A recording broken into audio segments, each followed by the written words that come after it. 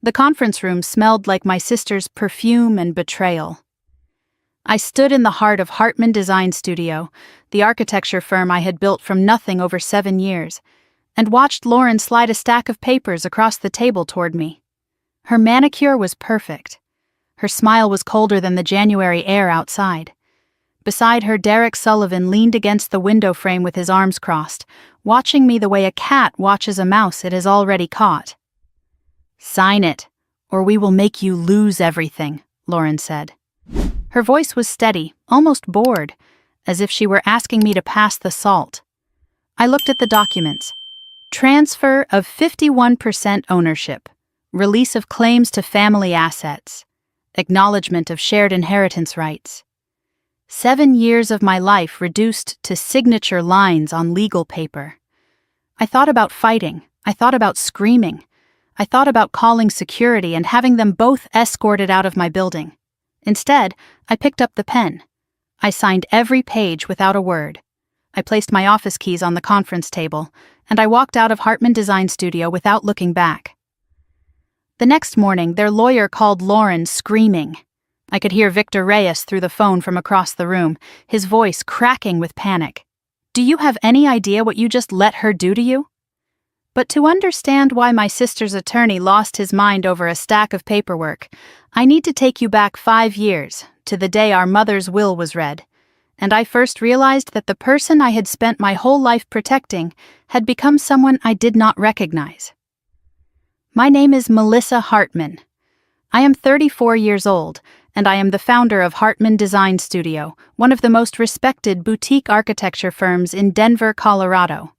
I started this company 7 years ago with $12,000 in savings, a laptop that overheated if I used it for more than 3 hours, and a stubbornness that my mother used to call my greatest gift and my biggest flaw. When I opened those doors for the first time, I had 1 client, 0 employees, and a dream that most people told me was impractical. A woman starting an architecture firm alone in a male-dominated industry. A woman who had never run a business, never managed employees, never negotiated a commercial contract. Everyone said I would fail within a year. They were wrong. Now I employ 15 architects, designers, and support staff. We have completed over 40 commercial projects across Colorado. Our work has been featured in regional magazines and industry publications. I built this with my own hands, my own vision, my own sleepless nights and skipped vacations and relationships that withered because I was always at the office. I live alone in a loft apartment in lower downtown Denver, never married, no children. My mother used to joke that I was married to my blueprints, and she was not entirely wrong. I spent my 20s building a career while my friends were building families, and I made peace with that choice a long time ago. I grew up in a middle-class family where hard work was the only currency that mattered. My father was a construction foreman who taught me to read architectural plans before I could read chapter books. My mother was a high school art teacher who believed that creativity and discipline were not opposites but partners. They raised me to believe that effort was the only path to freedom, that nobody was going to hand me anything, and that the only person I could truly rely on was myself. They also raised me to believe in family, to protect the people I loved no matter what, to sacrifice for those who shared my blood even when they did not deserve it. That last lesson almost cost me everything. I thought I understood sacrifice. I thought I knew what it meant to give everything for something you believe in, but I had no idea that the person who would demand the most from me would not be a client, a competitor, or even myself. It would be my own sister.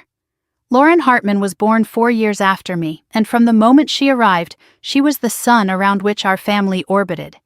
She was beautiful in a way that made people stop and stare, charming in a way that made strangers feel like old friends. She could sing, paint, tell a joke that would make our father laugh until he cried. Teachers adored her, boys chased her, doors opened wherever she walked. I was the responsible one. Lauren was the special one. I worked summers at a local diner to save money for college. Lauren got a car for her 16th birthday. I graduated with honors, worked 2 jobs, paid my own tuition. Lauren dropped out of college sophomore year because she wanted to find herself. I built a business from nothing. Lauren bounced between passion projects that never materialized into anything real. After dropping out, Lauren moved to Las Vegas for what she called a fresh start. She came back 2 years later with credit card debt that would have made our parents weep, and a gambling habit she dismissed as just entertainment. She started dating men who always had big plans but never had jobs. She borrowed money constantly, first hundreds, then thousands, then more. Our parents asked me to help. Just until Lauren gets back on her feet, they said. Our father passed away 8 years ago from a heart attack, and our mother became the primary caretaker of Lauren's chaos. When Mom got sick, I inherited the role. I used to think Lauren's problems were bad luck, wrong timing, difficult circumstances. It took me 5 years and $200,000 to realize the truth. Lauren's problems were not things that happened to her. They were choices she made, over and over, knowing I would always be there to clean up the mess.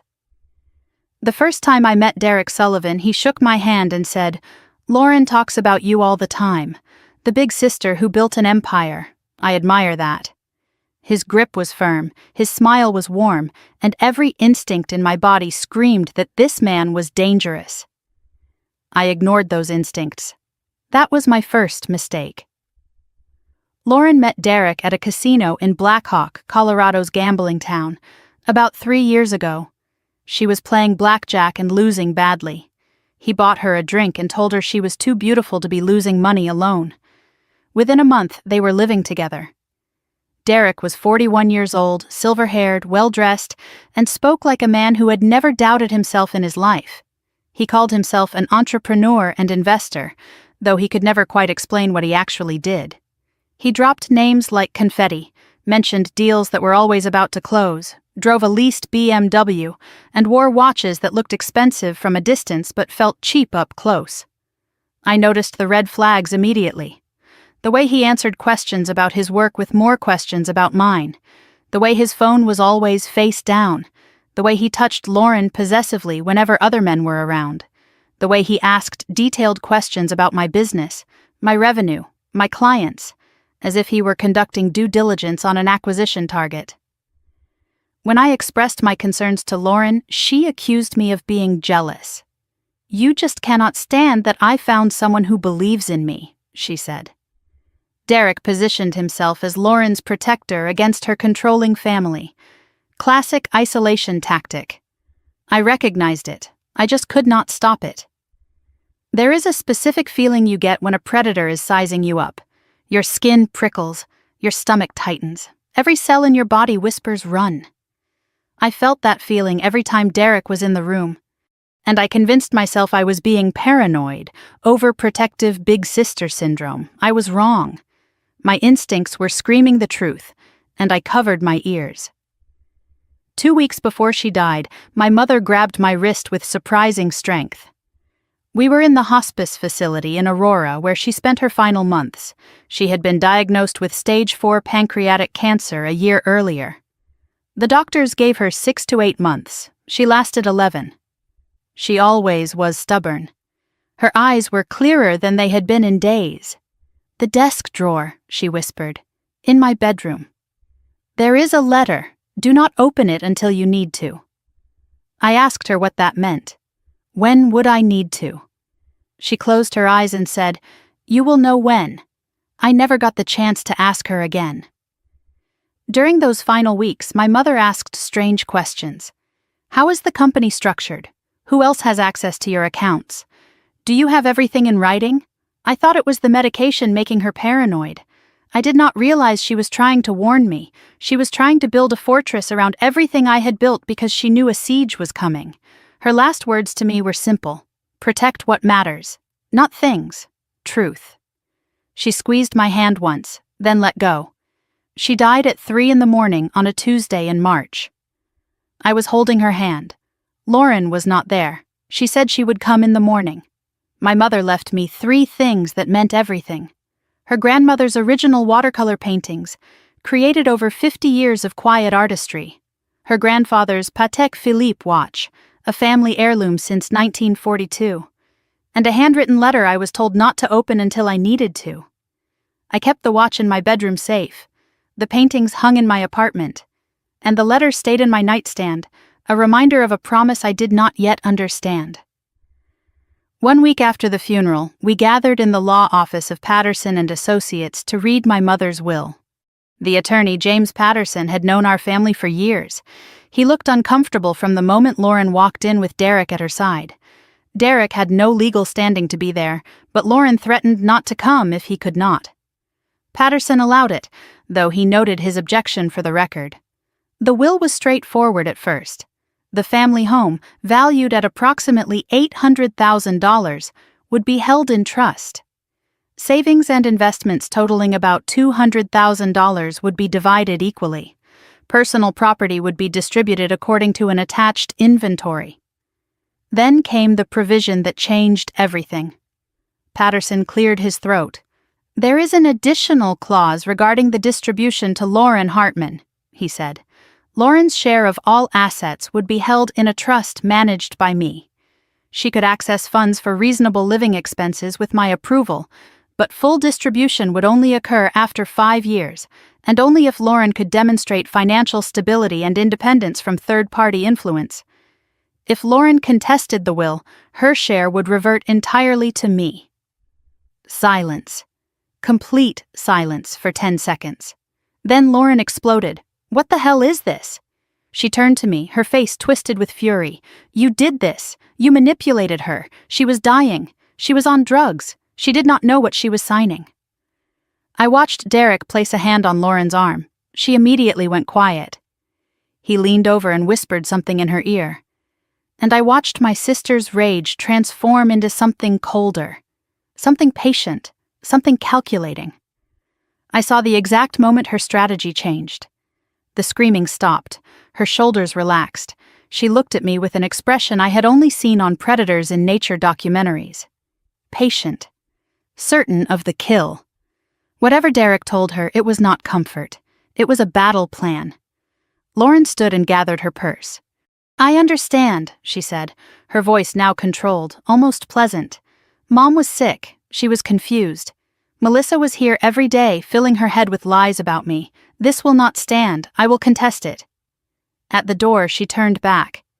"You think you have won something, Melissa, but you forgot one thing.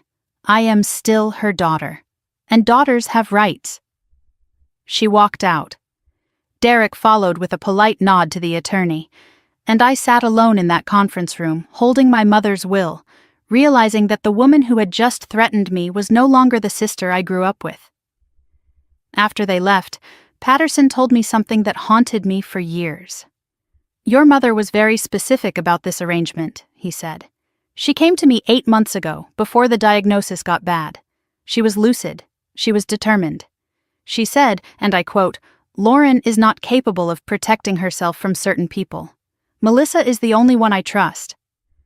1 week after the will reading, my phone rang at 2 a.m.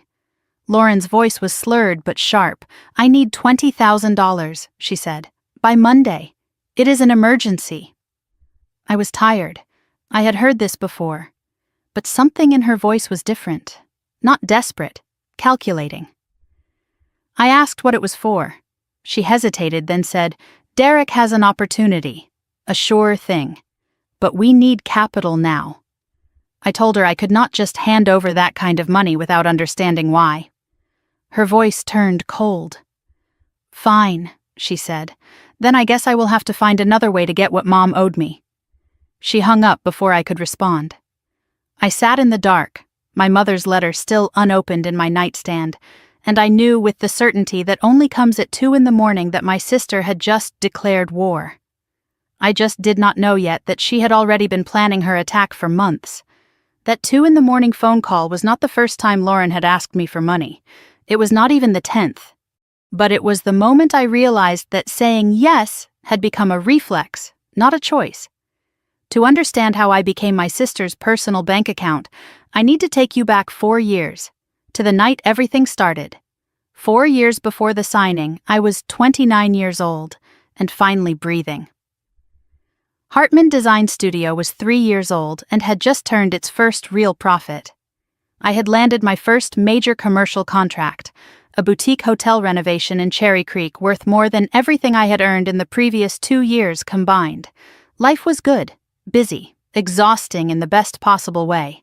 I was sitting at my kitchen table at 11:47 on a Tuesday night, reviewing blueprints and drinking cold coffee when my phone rang. Lauren's name lit up the screen. I almost did not answer. I had a presentation in the morning and needed sleep more than I needed another conversation about her latest drama. But she was my sister. So I picked up. Her voice was shaky. She had been crying. "Melissa, I messed up. I really messed up this time." I put down my pencil and gave her my full attention. What happened? The confession came out in fragments. She owed $18,000 in credit card debt. Her landlord was evicting her because she was 3 months behind on rent. She had lost her waitressing job because of what she called a disagreement with the manager. She had nowhere to go and no one else to call. I should have asked more questions. I should have demanded to see the credit card statements, the eviction notice, proof of anything she was telling me. I should have asked how a waitress accumulated $18,000 in debt in less than a year. Instead, I said the words that would cost me over $200,000 over the next 4 years. "How much do you need?" I agreed to pay off the credit card debt and cover 3 months of back rent. $22,000, almost my entire emergency fund. Lauren promised this was a wake-up call. She swore she would pay me back. She said she was going to get sober, though I had not known until that moment that she had a drinking problem. She was going to take online classes to finish her degree. She was going to get a real job and start saving money like a responsible adult. I made her sign a promissory note.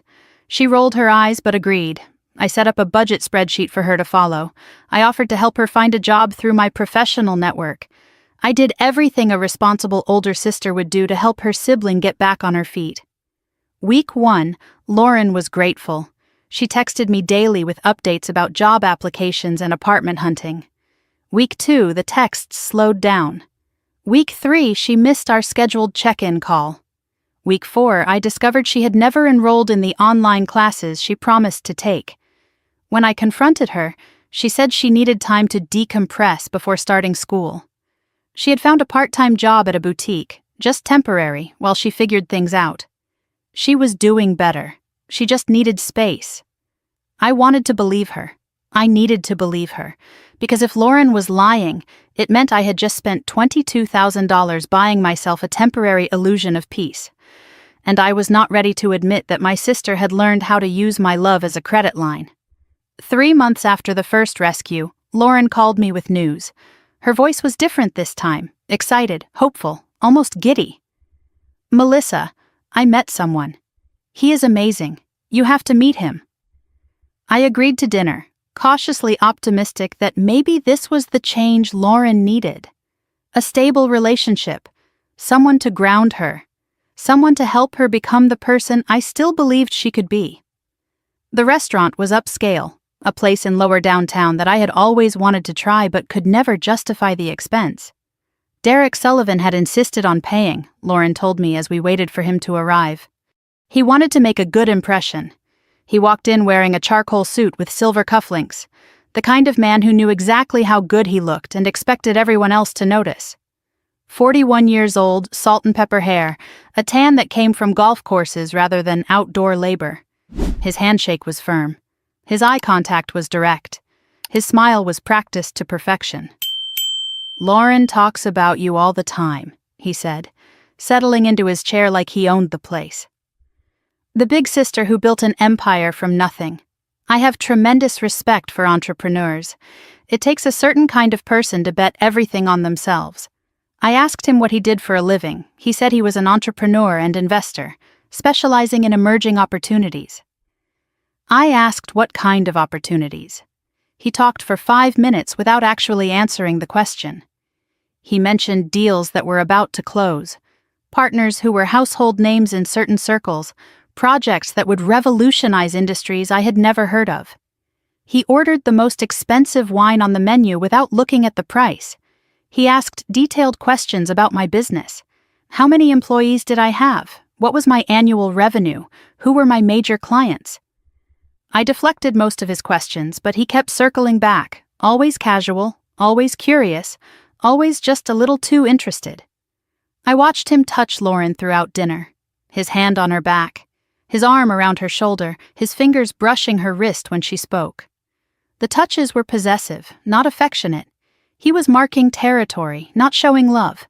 There is a specific feeling you get when a predator is sizing you up. Your skin prickles, your stomach tightens. Every cell in your body whispers, "Run." I felt that feeling the entire dinner, and I convinced myself I was being paranoid. Protective big sister syndrome, I told myself. Jealousy that Lauren found someone before I did.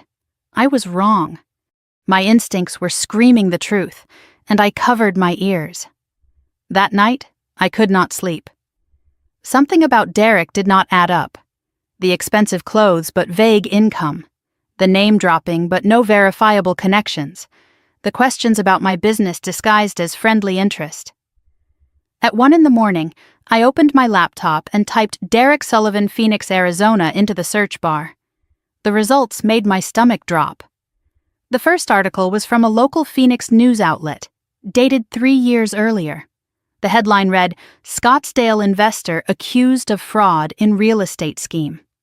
According to the story, Derek Sullivan, then 38, had allegedly collected over $400,000 from investors for a development project that never existed. The case was settled out of court with no admission of guilt. The second article was from the Arizona Republic, 18 months old. 3 more investors had come forward claiming Derek Sullivan misrepresented investment opportunities. Civil suits were pending. The third result was a small-town Texas newspaper from 6 years earlier. A marriage announcement. Derek Sullivan and Sarah Mitchell. I searched further and found divorce records. They separated after 2 years. Sarah Mitchell had filed for sole custody of their 2 children, citing financial instability and deception. My hands were shaking as I took screenshots of everything. I printed the articles and put them in a folder. I rehearsed what I would say to Lauren.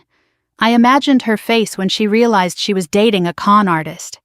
I was so certain that the truth would set her free. I had no idea that my sister already knew exactly who Derek Sullivan was, and she did not care. The next day, I invited Lauren to coffee. Just the 2 of us, no Derek.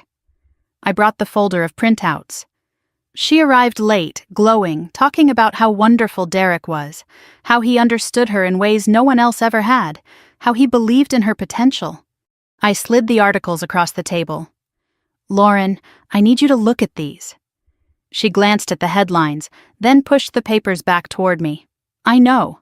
I stared at her. "You know? Derek told me everything." Those were misunderstandings. The investors were greedy. They wanted too much too fast. The first wife was crazy. She made up lies to get custody. He was targeted because he was successful. People were jealous. She looked at me with an expression I did not recognize. "You do not understand him like I do." "Lauren, this is a pattern. He has done this before." She stood up so fast her chair scraped against the floor. "You think everyone is out to get me. You have never trusted my judgment. I have spent $22,000 on your judgment in the last 3 months. Her eyes went cold. "That is what this is about? Money? You want to control me like Mom does? That is not fair." "No, what is not fair is having a sister who only helps me so she can hold it over my head."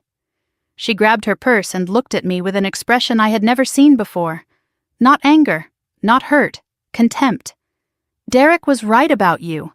He said you would try to break us up. He said you could not handle me being happy."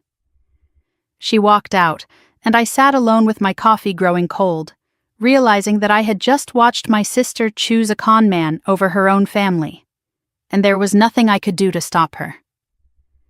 Over the next 12 months, the pattern established itself. Lauren would cut contact for weeks after every disagreement. Then the calls would start again. Always about money. Derek's investment opportunity needed seed capital, $8,000. Lauren's car broke down and she needed repairs, $3,000. Derek's ex-wife was harassing them and they needed a lawyer, $5,000. The rent was late again, $2,000. Derek had a sure thing but needed cash immediately, $15,000. I kept saying yes. I told myself I was protecting Lauren, keeping her safe, maintaining a connection so I could be there when she finally woke up. But the truth was simpler and uglier. I was afraid of losing my sister entirely, afraid of what would happen if I said no, afraid that cutting her off would mean admitting she was already gone. I started keeping a spreadsheet tracking every dollar I gave her. Month 1, $4,000. Month 3, $7,000. Month 6, $12,000. By the end of the first year, the total was $45,000. More than I had spent on my first car, more than I had saved for retirement. Money I could have used to grow my business, to hire help, to finally take a vacation. But I did not track the other costs. The sleepless nights, the anxiety every time my phone rang, the way I flinched when I saw Lauren's name on the caller ID, the growing resentment I could not admit to myself. I passed on a conference in New York because I could not afford it after Lauren's latest emergency. I delayed hiring a project manager because the money went to Derek's lawyer. I worked longer hours to compensate for the financial drain, burning out slowly while my sister spent my money on casino trips and designer clothes. I kept that spreadsheet hidden in a folder labeled Tax Documents because I was ashamed. Ashamed that I kept giving. Ashamed that I could not say no. Ashamed that every time I swore this was the last time, I would hear Lauren's voice break and my resolve would crumble. $45,000 in 1 year. That is how much it costs to learn that helping someone who does not want to change is not generosity. It is complicity. 1 year after the pattern began, my phone rang on a Tuesday afternoon. I was in a client meeting, reviewing plans for a retail renovation, when my mother's number appeared on the screen. She called twice in rapid succession. That was our emergency signal. I excused myself and answered in the hallway. Her voice was strange, too calm, too controlled. "Melissa, I am at St. Joseph's Hospital. I need you to come." I raced across town, my mind cycling through worst-case scenarios. A fall, a stroke, a car accident. When I arrived, I found her in a private room, still in her street clothes, not in a hospital gown. She was sitting up, holding a folder of test results. Her face was pale but composed. "Pancreatic cancer," she said before I could ask. "Stage 4. It has spread to the liver." I felt the floor tilt beneath me. I reached for the wall to steady myself. How long? 6 to 8 months. Maybe less. I moved toward her, wanting to hold her, wanting to cry, wanting to rewind the last 5 minutes and never answer that phone call. But she grabbed my hand before I could speak. Her grip was surprisingly strong. Her eyes were clear, urgent. "Melissa, promise me you will protect the company, everything you have built. Do not let Lauren—" She stopped. A coughing fit overtook her. Nurses rushed in with water, with medication, with the efficient movements of people who see death approaching every day. By the time she could speak again, her energy was gone. Her eyes were closing. "We will talk later," she murmured. "There is time." There was not enough time. My mother never finished that sentence, and I spent the next 3 years trying to understand what she was trying to warn me about, until the day I finally opened her letter, and every piece of the puzzle fell into place. My mother lived 11 months after that diagnosis. The doctors gave her 6 to 8. She always was stubborn. But those 11 months changed everything, not because of what she said, but because of what she tried to tell me and never could. The hospice facility in Aurora became my second home. I visited every day after work, sometimes staying until midnight, sometimes falling asleep in the chair beside her bed. I would read to her from the mystery novels she loved. I would hold her hand and talk about my projects at work. I would pretend that each visit was not 1 day closer to the last. During those final weeks, my mother asked strange questions. Questions that seemed out of character for a woman who had never shown much interest in business or finance. "How is the company structured, Melissa? Who else has access to the accounts? Do you have everything in writing? Are there partners who could make decisions without you?" I thought the medication was making her paranoid. I answered patiently, explaining that Hartman Design Studio was solely mine, that I had complete control, that everything was documented properly. She would nod, but I could see the worry behind her eyes. She was thinking about something she could not bring herself to say. Lauren visited twice a month. She would breeze in for 30 minutes, talk about herself, complain about her problems, ask questions about the house and the money. "When will you sell the house, Mom? What happens to your savings when you are gone? Do you have a will?" Every time Lauren asked about finances, something closed behind my mother's eyes. A door shutting, a wall going up. 2 weeks before she died, my mother grabbed my wrist with surprising strength. I was sitting beside her bed, reading aloud from an Agatha Christie novel, when her hand shot out and gripped me so hard I gasped. Her eyes were clearer than they had been in days, lucid, urgent, afraid. "The desk drawer," she whispered. "In my bedroom. There is a letter. Do not open it until you need to." I asked when that would be. How would I know when I needed it?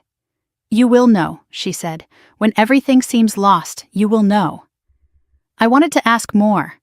I wanted to understand what she was trying to tell me, but a coughing fit overtook her, and by the time the nurses finished adjusting her medication, she was asleep. I never got the chance to ask her again. She died at 3 a.m. on a Tuesday in March. I was holding her hand. The hospice nurse, a kind woman named Maria who had cared for my mother with genuine compassion, stood quietly in the corner. The room was peaceful. The machines had been silenced. Outside the window, the first light of dawn was beginning to color the mountains pink and gold. Her last words to me had been simple. "Protect what matters, not things, truth." I called Lauren at 3:20. She did not answer. I left a voicemail. "Mom is gone. Please come." She called back at 7. "I was asleep," she said. Derek and I had a late night. I handled the funeral arrangements alone. The venue, the flowers, the obituary, the casket. Lauren showed up to the planning meeting with opinions but no money. She wanted the most expensive casket, the largest flower arrangements, the most elaborate service. When I mentioned the cost, she looked at me like I had insulted her. "Mom would have wanted the best. You can afford it." The service was small. My mother's colleagues from the high school where she had taught art for 30 years. Neighbors, old friends, a few relatives from out of state who barely remembered her. Derek attended in a black suit that looked brand new, the tags probably still in his pocket. He shook hands, accepted condolences, played the role of devoted son-in-law with practiced ease. Lauren cried dramatically during the service. She accepted sympathy as if she had been the primary mourner, as if she had not spent her mother's final months chasing casino jackpots with her con artist boyfriend. I stood in the corner, numb, watching my sister perform grief for an audience while I held mine inside where no one could see it. At the reception, Derek approached me with a plate of food I had not asked for. His smile was warm, his voice was soft, his eyes were calculating.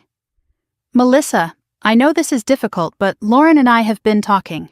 We should probably discuss the estate sooner rather than later, for closure." My mother's body was not yet in the ground, and he was already calculating his share. 1 week after the funeral, we gathered in the law office of Patterson and Associates to read my mother's will. James Patterson had been our family attorney for 15 years. He had helped my parents buy their house, had drafted their wills when I was still in college, had watched Lauren and me grow from children to women. He looked uncomfortable from the moment we walked in. Lauren had insisted that Derek attend. She threatened not to come without him. Patterson allowed it, but noted for the record that Derek Sullivan had no legal standing in estate matters. The conference room felt too small with the 4 of us inside. Patterson sat at the head of the table, a thick folder in front of him. Lauren and Derek sat on one side. I sat alone on the other. The empty chair at the end seemed to hold my mother's ghost. Patterson cleared his throat and began reading. Eleanor Hartman's estate consisted of the family home, valued at approximately $800,000. Savings and investments totaling approximately $200,000. Personal property including furniture, artwork, jewelry, and family heirlooms. And a life insurance policy worth $100,000. The life insurance named me as sole beneficiary. Lauren's eyebrows rose, but she said nothing.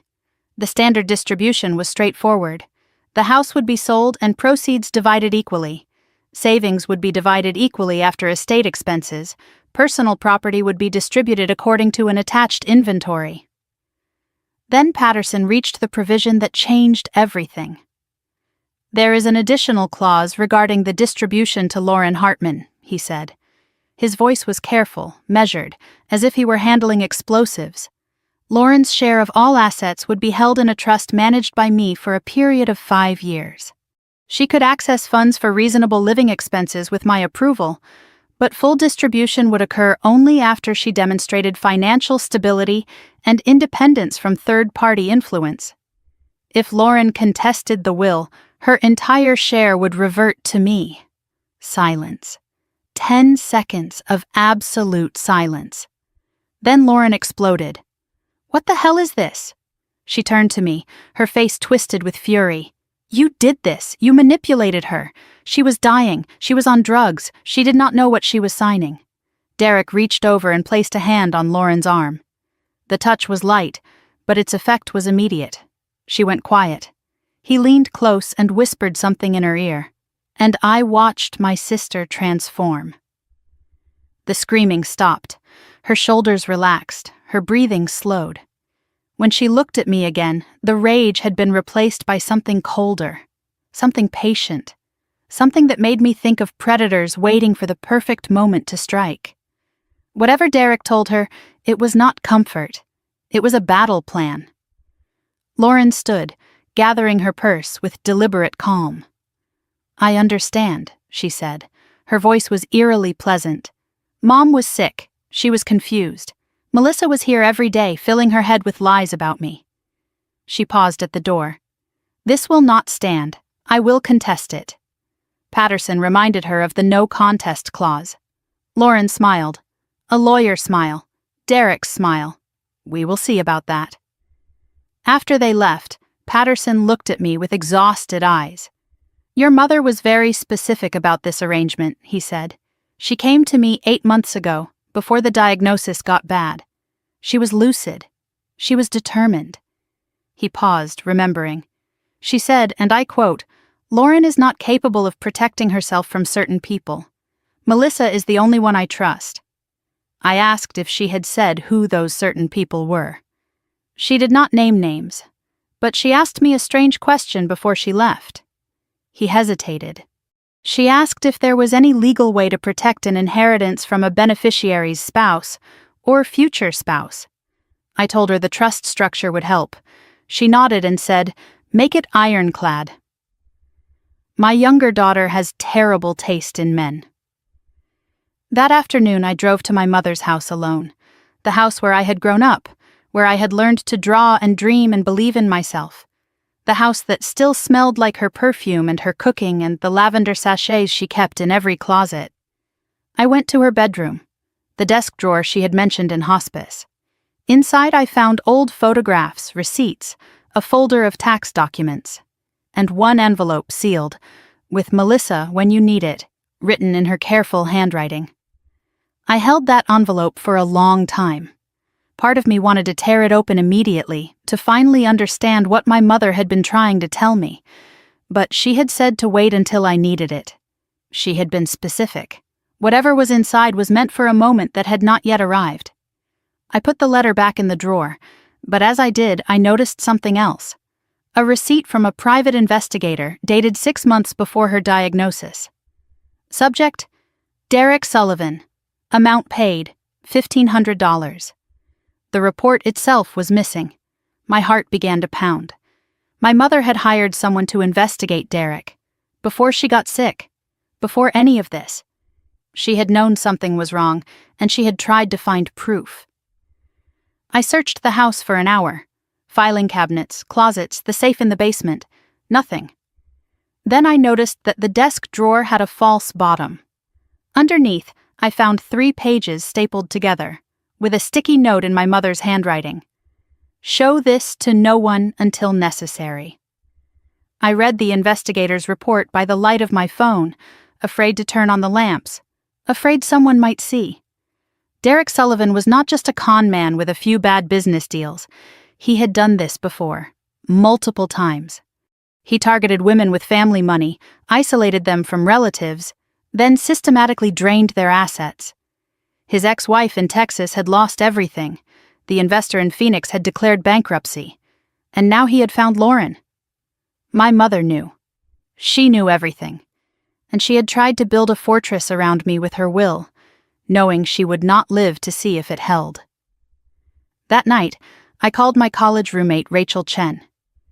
We had drifted apart after graduation, but she had become one of the most respected family law attorneys in Denver. She had actually been the one who recommended Patterson to my mother when she needed to update her estate documents. Rachel answered on the second ring. "Melissa, I heard about your mother. I am so sorry. I told her I needed help. I told her I needed discretion. I told her everything." We met at her office the next morning. I brought the will, the investigator's report, my spreadsheet of money given to Lauren over the years. Rachel listened without interrupting. When I finished, she leaned back in her chair and steepled her fingers. "Your mother was smart," she said. "This trust structure is solid. But Lauren can still contest. She can claim undue influence, lack of capacity. It will be expensive for her, and she will probably lose, but she can drag this out for years." "Does she have the money for that kind of fight?" "No," I said. "But Derek might, or he might convince her to find it somehow." Rachel nodded slowly. "Then we need to be prepared. Document everything from now on, every interaction, every request, every threat." She paused. "And Melissa, do not open that letter yet. If your mother said to wait until you need it, she had a reason. That letter might be your last line of defense." She walked me to the door and said something I did not understand at the time. "Your mother did not just write a will, Melissa. She built a trap. The trust, the conditions, the no contest clause. She was not just protecting your inheritance. She was forcing Lauren to make a choice. Accept the terms and get something, or fight and lose everything." Rachel's eyes met mine. "The question is whether Lauren is smart enough to see it, or whether Derek will convince her to walk right into it." 2 weeks after the will reading, I returned to my mother's house to begin cataloging items for the estate inventory. I walked through the rooms I knew so well, photographing furniture and artwork and the small objects that had defined my mother's life. When I reached the living room, I stopped. One of the walls was empty. My grandmother's watercolor of the Rocky Mountains, the painting she had created in 1963, the one that had hung in that exact spot for as long as I could remember, was gone. I searched the entire house. Nothing. I checked the inventory Patterson's office had created 2 weeks earlier. The painting was photographed, documented, present. Now it was gone. I checked the locks, no sign of break-in. But Lauren still had a key. My mother had given it to her years ago for emergencies. I called my sister. "The painting is missing. Grandma's Rocky Mountain watercolor." Long pause. "I do not know what you are talking about." "Lauren, that painting was on the wall 2 weeks ago." "Where is it?" Her voice turned cold. "Maybe Mom gave it to me before she died. Did you ever think of that? Not everything belongs to you, Melissa." The line went dead. I stood in my mother's living room, staring at the empty space on the wall, and I understood something that changed everything. Lauren was not going to contest the will in court. She was going to take what she wanted piece by piece, item by item, until there was nothing left to inherit. The war my mother tried to prevent had already begun. And I was losing before I even knew we were fighting. After I discovered the missing painting, I changed the locks on my mother's house. I documented every item in the estate with photographs and video. I hired a security company to install cameras at the front and back doors. And then I waited. For 3 months, nothing happened. Lauren did not call, Derek did not appear, no more items vanished from the house, no threatening letters arrived, no lawyers contacted me with demands. The silence should have been a relief. Instead, it felt like the moment before an earthquake, that strange stillness when even the birds stop singing. I tried to focus on work. The hospital renovation project was in full swing, demanding 70-hour weeks and constant problem-solving. I promoted Marcus Webb to Chief Financial Officer, a decision that would prove to be one of the smartest I ever made. The company was growing faster than I had ever imagined. New clients were calling, new opportunities were emerging. For the first time since my mother's diagnosis, I started thinking about the future. Maybe Lauren had accepted the situation. Maybe Derek had moved on to another target. Maybe the trust provisions in the will had scared them off. I allowed myself to breathe. I allowed myself to sleep through the night without checking my phone every few hours. I allowed myself to believe that the worst was over. That was my mistake. I forgot the most important rule about predators. They do not attack when you are watching. They wait until you look away. The call came on a Tuesday evening, 3 months after the painting disappeared. I was working late at the office, reviewing blueprints for a commercial renovation, when my phone lit up with Lauren's name. I almost did not answer. Every conversation with my sister ended the same way, with her asking for something and me feeling guilty for existing. But something made me pick up. Maybe curiosity, maybe hope, maybe the foolish belief that people can change. Lauren's voice was different. Soft. Broken.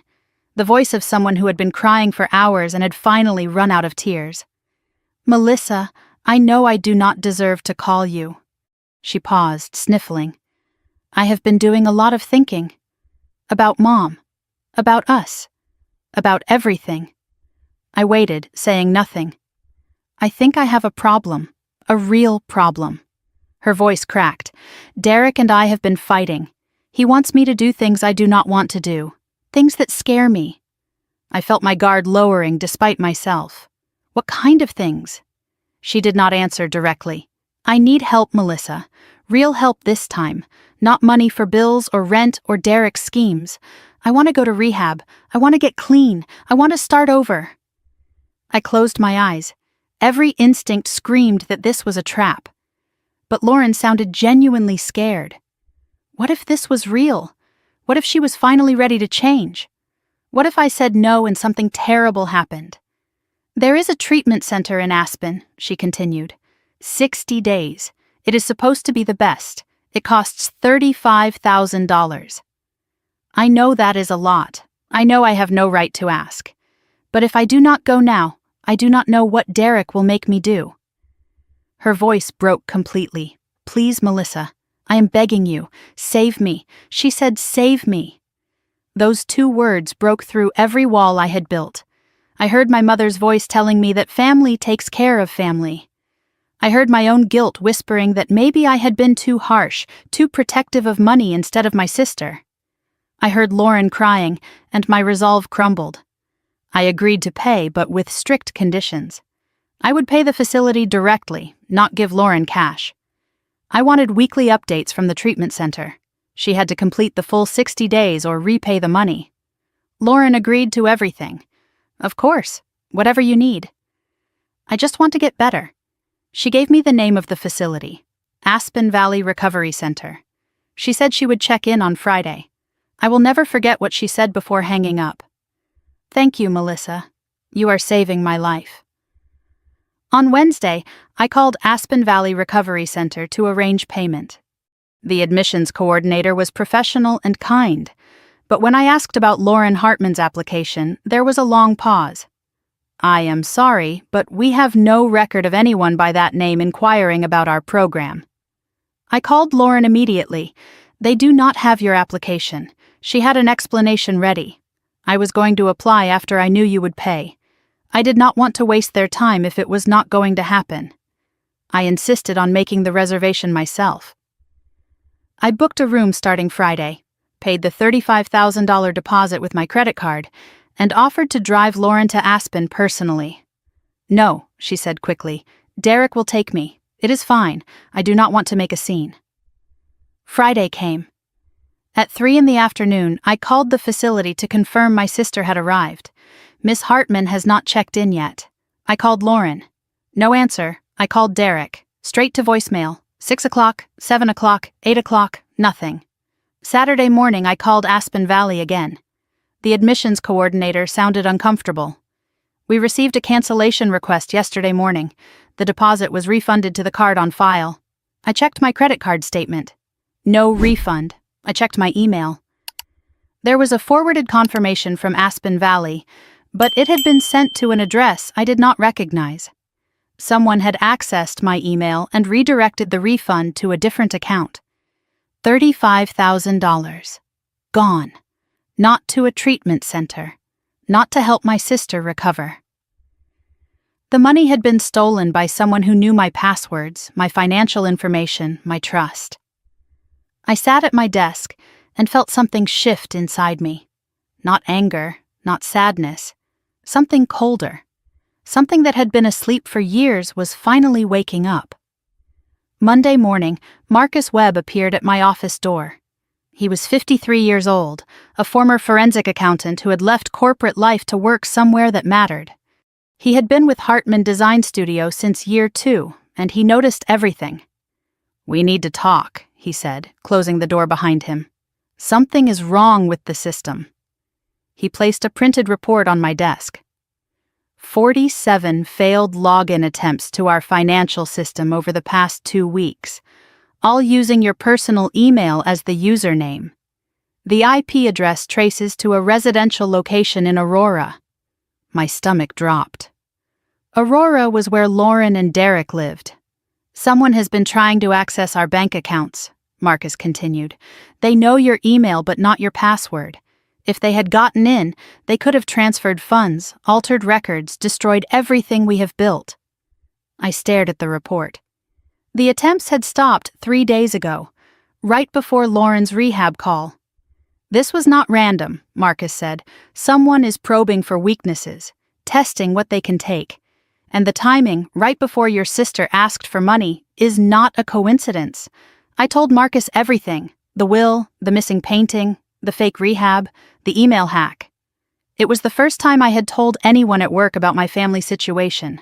He listened without judgment, his expression growing darker with each revelation. When I finished, he leaned forward with the expression of a man who had seen financial crimes before.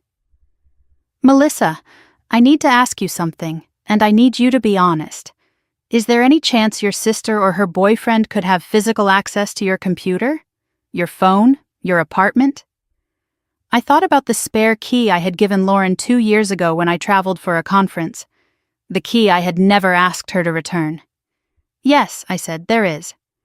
That afternoon I changed every password I had.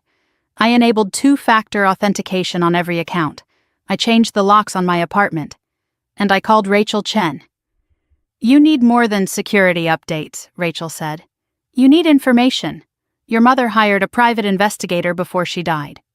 That report gave you a glimpse, but it is 2 years old.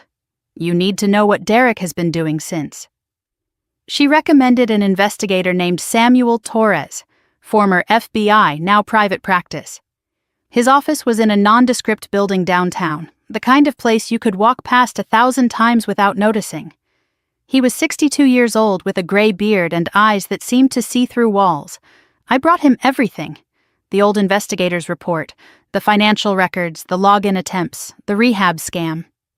He reviewed it all without expression, occasionally making notes in a leather-bound notebook. 2 weeks later, he called me back to his office. The report he handed me was 15 pages long, single-spaced. Derek Sullivan's real history was worse than I had imagined. 4 civil lawsuits in 3 states: Arizona, Texas, Nevada. 1 suspended sentence for wire fraud in Texas, first offense plea deal. His ex-wife Sarah Mitchell had filed for divorce citing financial abuse and deception. A clear pattern emerged from the documents.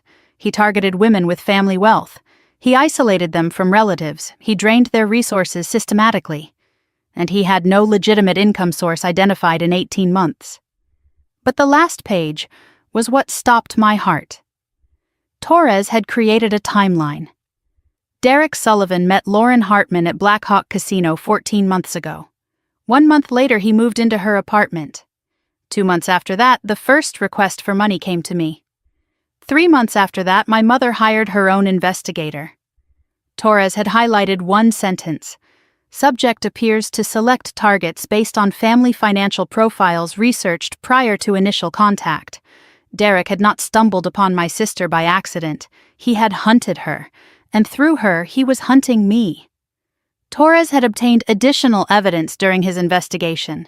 Security footage from Black Hawk Casino, from the night Lauren and Derek supposedly met by chance. The footage showed Derek arriving at the casino alone, walking directly to the blackjack tables. But he did not gamble, he watched.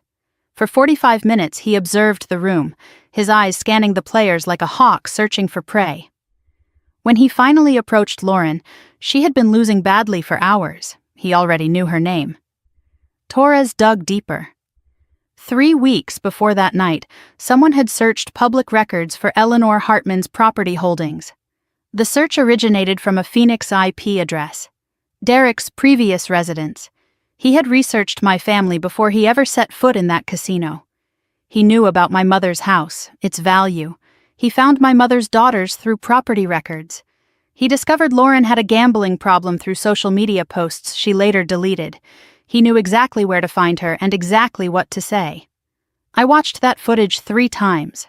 The way Derek circled Lauren like a shark sensing blood in the water. The way he waited until she was emotionally vulnerable, down $2,000 and drinking too much. The way he offered to buy her a drink with a smile that now looked less like charm and more like a trap snapping shut. My sister did not find a boyfriend. She was recruited by a predator. And I had spent 2 years blaming her for her own victimization when the truth was more complicated and more terrifying. 1 week after receiving Torres's report, an email arrived from the law offices of Victor Reyes and Associates. The subject line read, "Notice of intent to contest estate of Eleanor Hartman." Lauren was formally contesting our mother's will. The grounds cited were undue influence, lack of testamentary capacity, and fraud. The document claimed that Eleanor Hartman had been manipulated by her elder daughter during a period of mental incapacity caused by terminal illness. It demanded immediate removal of all trust restrictions and equal distribution of estate assets.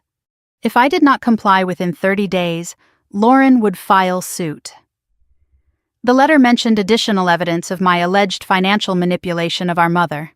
Victor Reyes was known as the most aggressive estate litigation attorney in Colorado. His fees started at $500 per hour.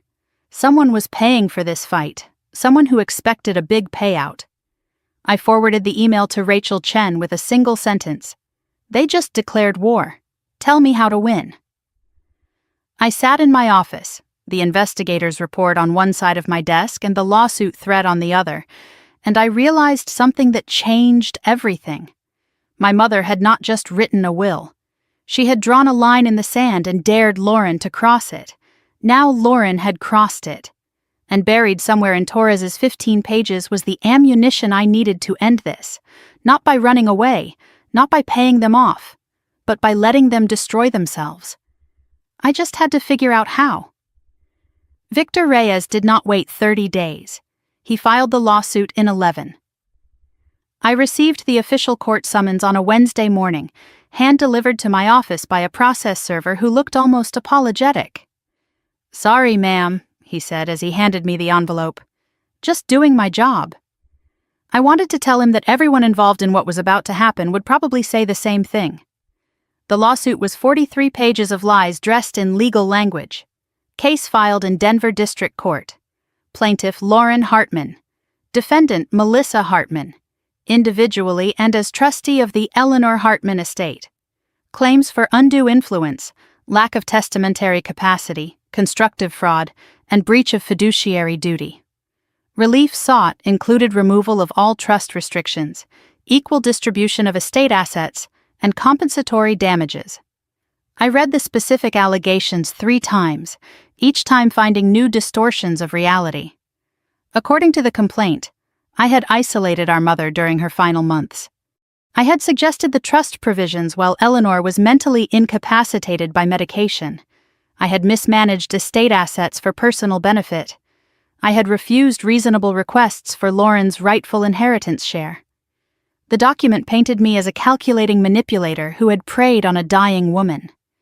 Lauren was portrayed as a concerned daughter denied her birthright by a greedy sister. There was no mention of the gambling, no mention of the debts, no mention of the missing painting, no mention of the $35,000 rehab scam. Page 7 contained a paragraph that made me stop breathing. Defendant Melissa Hartman maintained exclusive control over Eleanor Hartman's medical decisions, visitors, and communications during her final weeks, systematically preventing plaintiff from meaningful contact with her dying mother.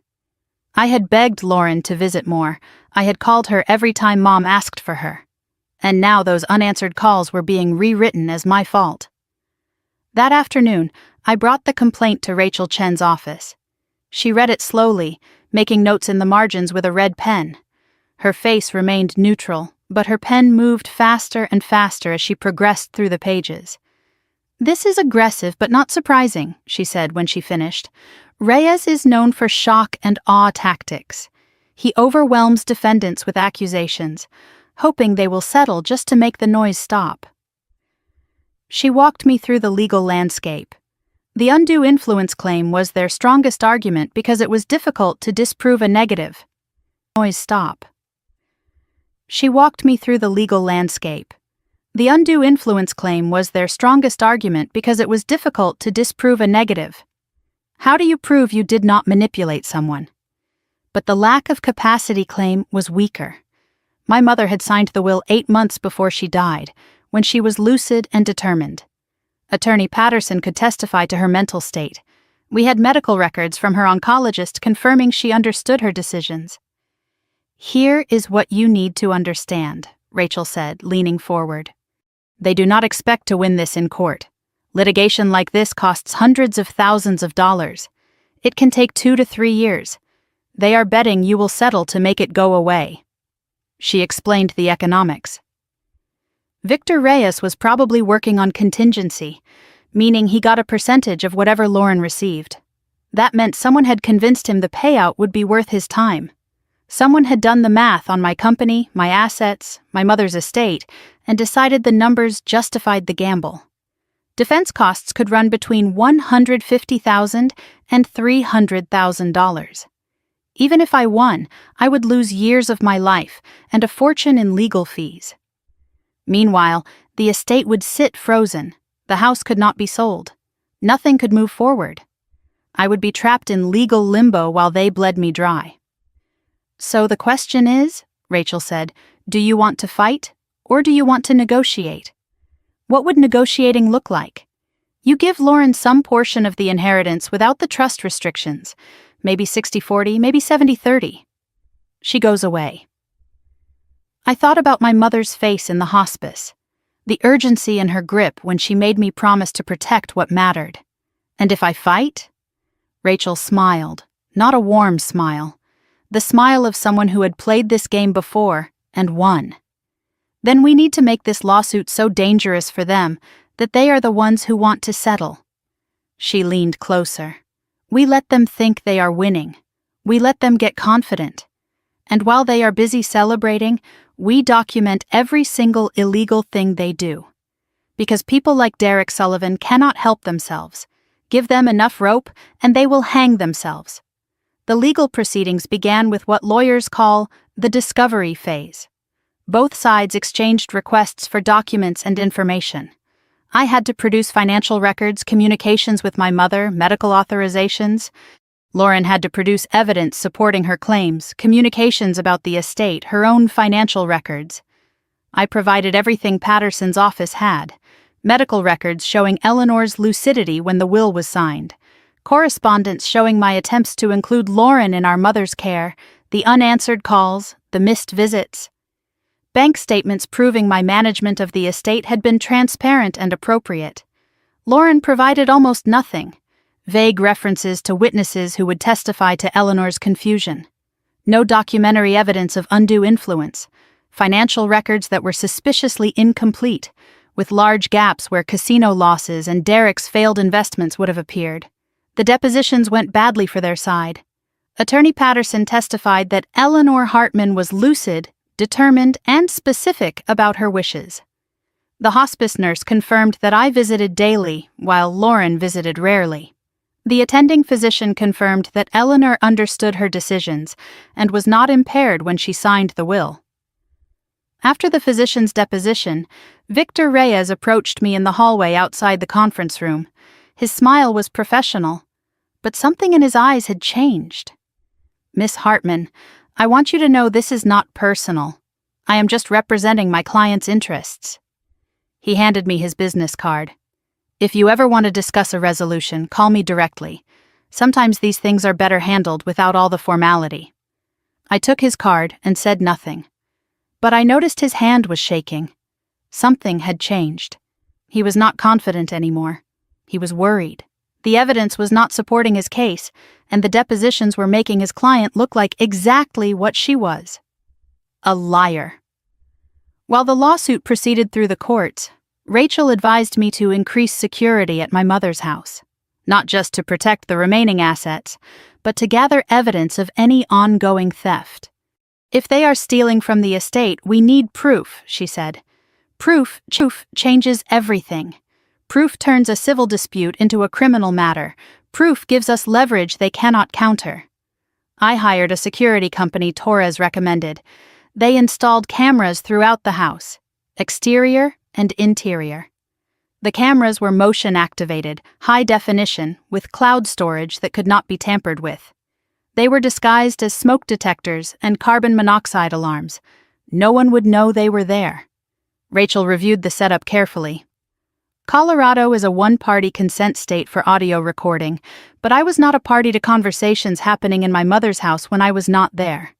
So we configured the cameras for video only. No audio capture. It was legal. It was discreet. It was a trap. For 3 weeks, nothing happened. The cameras captured raccoons in the backyard, a stray cat on the porch, the lawn service mowing the grass. I started to wonder if I was being paranoid, if Lauren and Derek had moved on to other schemes, if the lawsuit was their only play. Then, at 2:47 on a Thursday morning, my phone buzzed with a motion alert. I opened the security app and watched in real time as Derek's BMW pulled onto the side street behind my mother's house. The headlights went dark. 2 figures emerged from the car, Lauren at the back door with a key I had thought I had deactivated. The locksmith must have given her a copy before changing the locks. They entered the house, flashlights scanning the darkness. I watched my sister walk through our mother's home at 3 in the morning, opening drawers, checking closets, moving from room to room like she was shopping at a store where everything was free. Derek followed behind her with a large duffel bag. They were not looking for documents or sentimental items. They were loading up anything valuable they could carry. The cameras captured 47 minutes of footage across 6 rooms. Lauren and Derek moved systematically through the house, taking inventory like professional burglars. They took 2 more of grandmother's watercolor paintings. They took the silver tea service that had belonged to my great-grandmother. They took a collection of first-edition books my father had spent decades acquiring. But the moment that nearly broke me was when Lauren entered our mother's bedroom.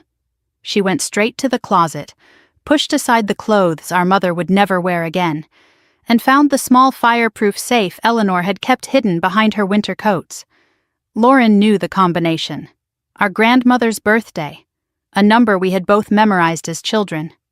She opened the safe and removed everything inside. Our parents' marriage certificate, my birth certificate, the deed to the house, stock certificates worth approximately $40,000, and the Patek Philippe watch I thought had been stolen months earlier. The watch had been in the safe all along. Our mother must have hidden it there after discovering Lauren's earlier theft attempts. Now Lauren held it up to the flashlight, examining it like a jeweler appraising a piece. She smiled. Derek took a photograph of her wearing it. When they finished, the duffel bag was full. Derek carried it out the back door while Lauren paused at the threshold. She looked around the kitchen one last time. The kitchen where we had learned to cook together as children, where our mother had taught us to balance a checkbook and believe in ourselves. Lauren's lips moved. The cameras had no audio, but I could read what she said. She will never know. I saved the footage to 3 separate locations: cloud storage, external hard drive, a flash drive that I gave to Rachel the next morning. Then I did the hardest thing I had ever done in my life. Nothing. I went back to bed. I went to work the next day. I smiled when Lauren called me that afternoon to ask, sweetly, if I had reconsidered settling the lawsuit. I am thinking about it, I told her. These things take time. And all the while, I was building a case that would destroy her. 2 weeks later, they came back. Same time, around 3 a.m, same method, back door, flashlights, duffel bag. But this time, they brought a rental van. They took the dining room set, antique mahogany worth approximately $15,000. They had to make 3 trips to load it. They took Eleanor's collection of vintage cameras, a hobby she had pursued for 40 years. They took boxes of family photographs, pictures of Lauren and me as children, our parents' wedding photos. 3 generations of Hartmans documented in those boxes. Lauren took them all. I could not understand at first why she would want the photographs. They had no monetary value. You could not sell them or pawn them. Rachel explained it later. Leverage. She can claim you are hiding family property. Or she can threaten to destroy them if you do not settle. Or she just wants to hurt you. Sometimes cruelty is its own reward. The rental van's license plate was clearly visible on the security footage. Torres traced it within hours. Rented from a company in Aurora. Rented by Lauren Hartman. Paid with a credit card in her name. A paper trail a mile wide. Left by people who believed they would never be caught. After the second theft, Rachel called an emergency meeting. Her office was quiet, the city lights of Denver glittering through the windows behind her. She spread the evidence across her conference table like a general planning a battle. "They have taken enough," she said. "We have footage. We have the rental records. We have the credit card trail. We could go to the police right now and have them arrested for felony theft." I waited. I knew there was more. "But I want to offer you another option. A better option." She slid a document across the table. "Let me show you how we end this permanently." Her plan was elegant and ruthless. We would not report the thefts yet. Instead, we would use the evidence as leverage, but not the way Lauren expected. "Derek thinks he is running a con on you," Rachel explained. "Let him think it is working. We are going to restructure your company and your assets so that even if Lauren wins the lawsuit, she gets nothing of real value. And then we are going to offer them exactly what they want and watch them incriminate themselves taking it." She outlined the legal architecture. Hartman Design Studio would be restructured into a new entity. My personal assets would be placed in an irrevocable trust. The estate assets would be isolated from the company. Lauren could win the lawsuit and still walk away with nothing but empty paper. The real trap was more subtle. "We are going to let Derek think he can take over your company," Rachel said. "We will create documents that look like what he wants. He will sign them thinking he is winning, and those signatures will be his confession." I looked at the surveillance footage one more time, Lauren laughing while wearing our mother's watch, Derek photographing her like she was a trophy he had won. "Do it," I said. "Whatever it takes." Rachel nodded and picked up her phone. "I will call Marcus. We need to start the restructuring tonight. By the time they realize what is happening, it will already be too late." I walked to the window and looked out at the Denver skyline, thinking about everything my mother had built, everything I had built, and the sister who wanted to burn it all down. She thought she was hunting me. She had no idea she was walking into a trap that our mother had started building years ago, and I was about to finish it. Rachel called it strategic surrender. I called it the hardest acting job of my life.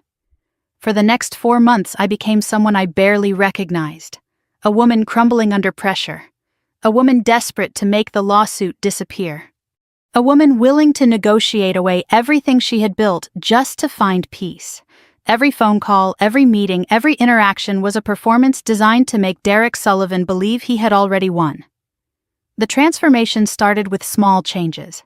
I wore less makeup to meetings. I let my hair look slightly disheveled. I arrived 5 minutes late instead of 5 minutes early, apologizing profusely for delays that did not exist. I let my voice crack when discussing the lawsuit. I sighed heavily, rubbed my temples, appeared distracted and overwhelmed. The phone calls with Lauren became my most demanding performances. I initiated contact for the first time in months, calling her on a Tuesday evening with carefully rehearsed hesitation in my voice. "Lauren, I have been thinking, maybe we should talk." Silence on the other end, then suspicion. "About what?" "This lawsuit is destroying me. I cannot sleep. I cannot focus on work." My voice trembled perfectly. What would it take to make this go away? I could hear her interest sharpen. Derek's coaching had prepared her for this moment. She had been waiting for me to break.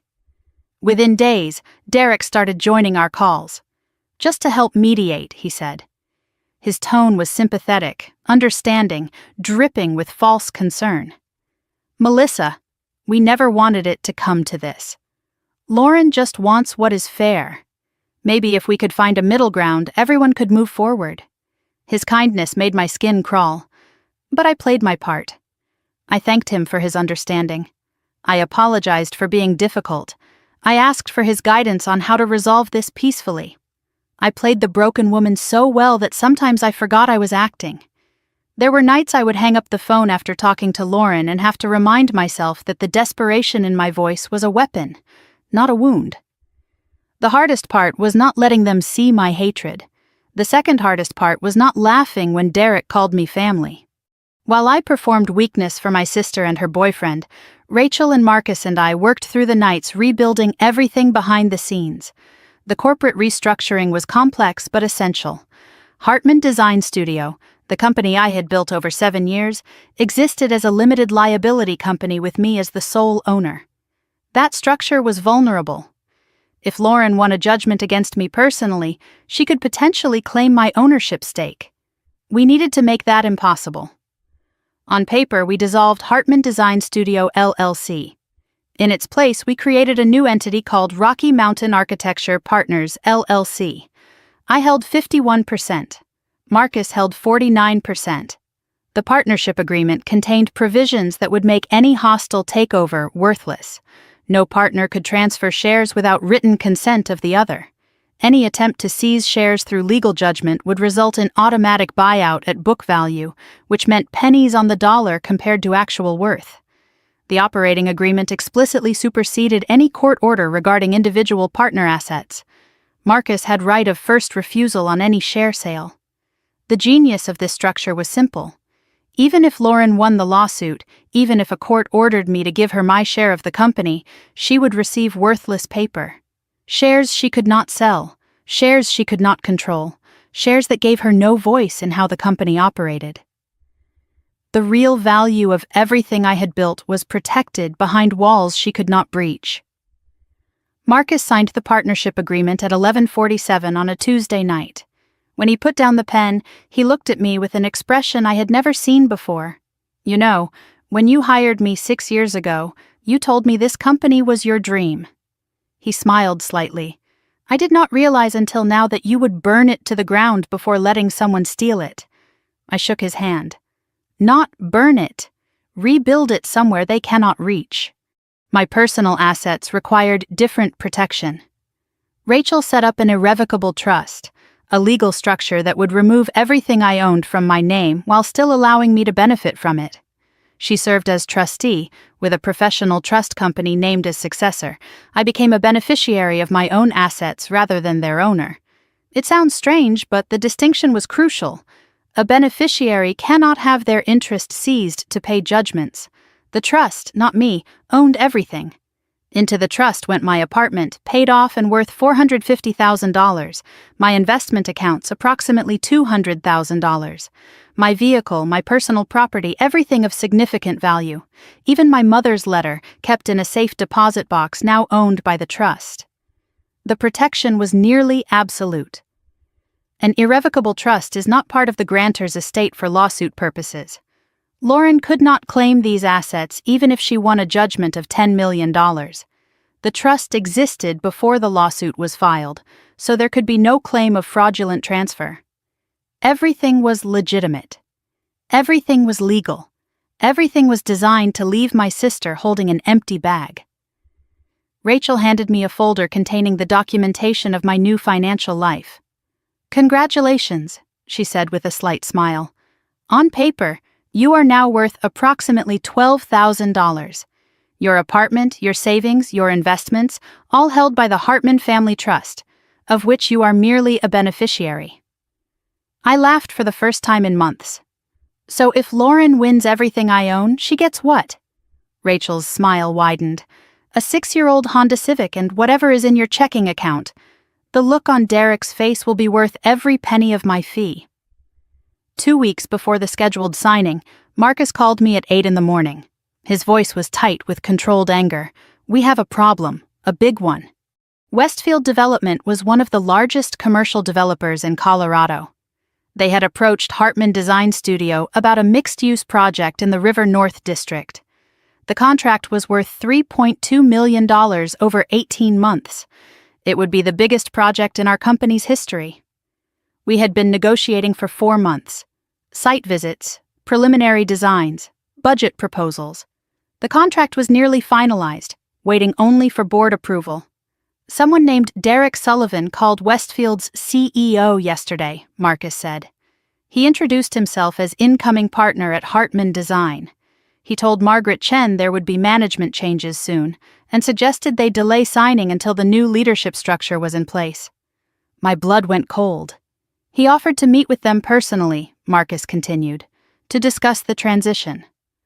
I called Margaret Chen immediately. She was polite but concerned. Is there something we should know about your company, Miss Hartman? We do not do business with unstable organizations. Perhaps we should postpone until your internal matters are resolved. I explained that there was a family dispute being exploited by someone who had no connection to my company whatsoever. I provided documentation proving Derek Sullivan had never been an employee, partner, or consultant at Hartman Design Studio. I assured her that our restructuring was for tax purposes only and would not affect project delivery.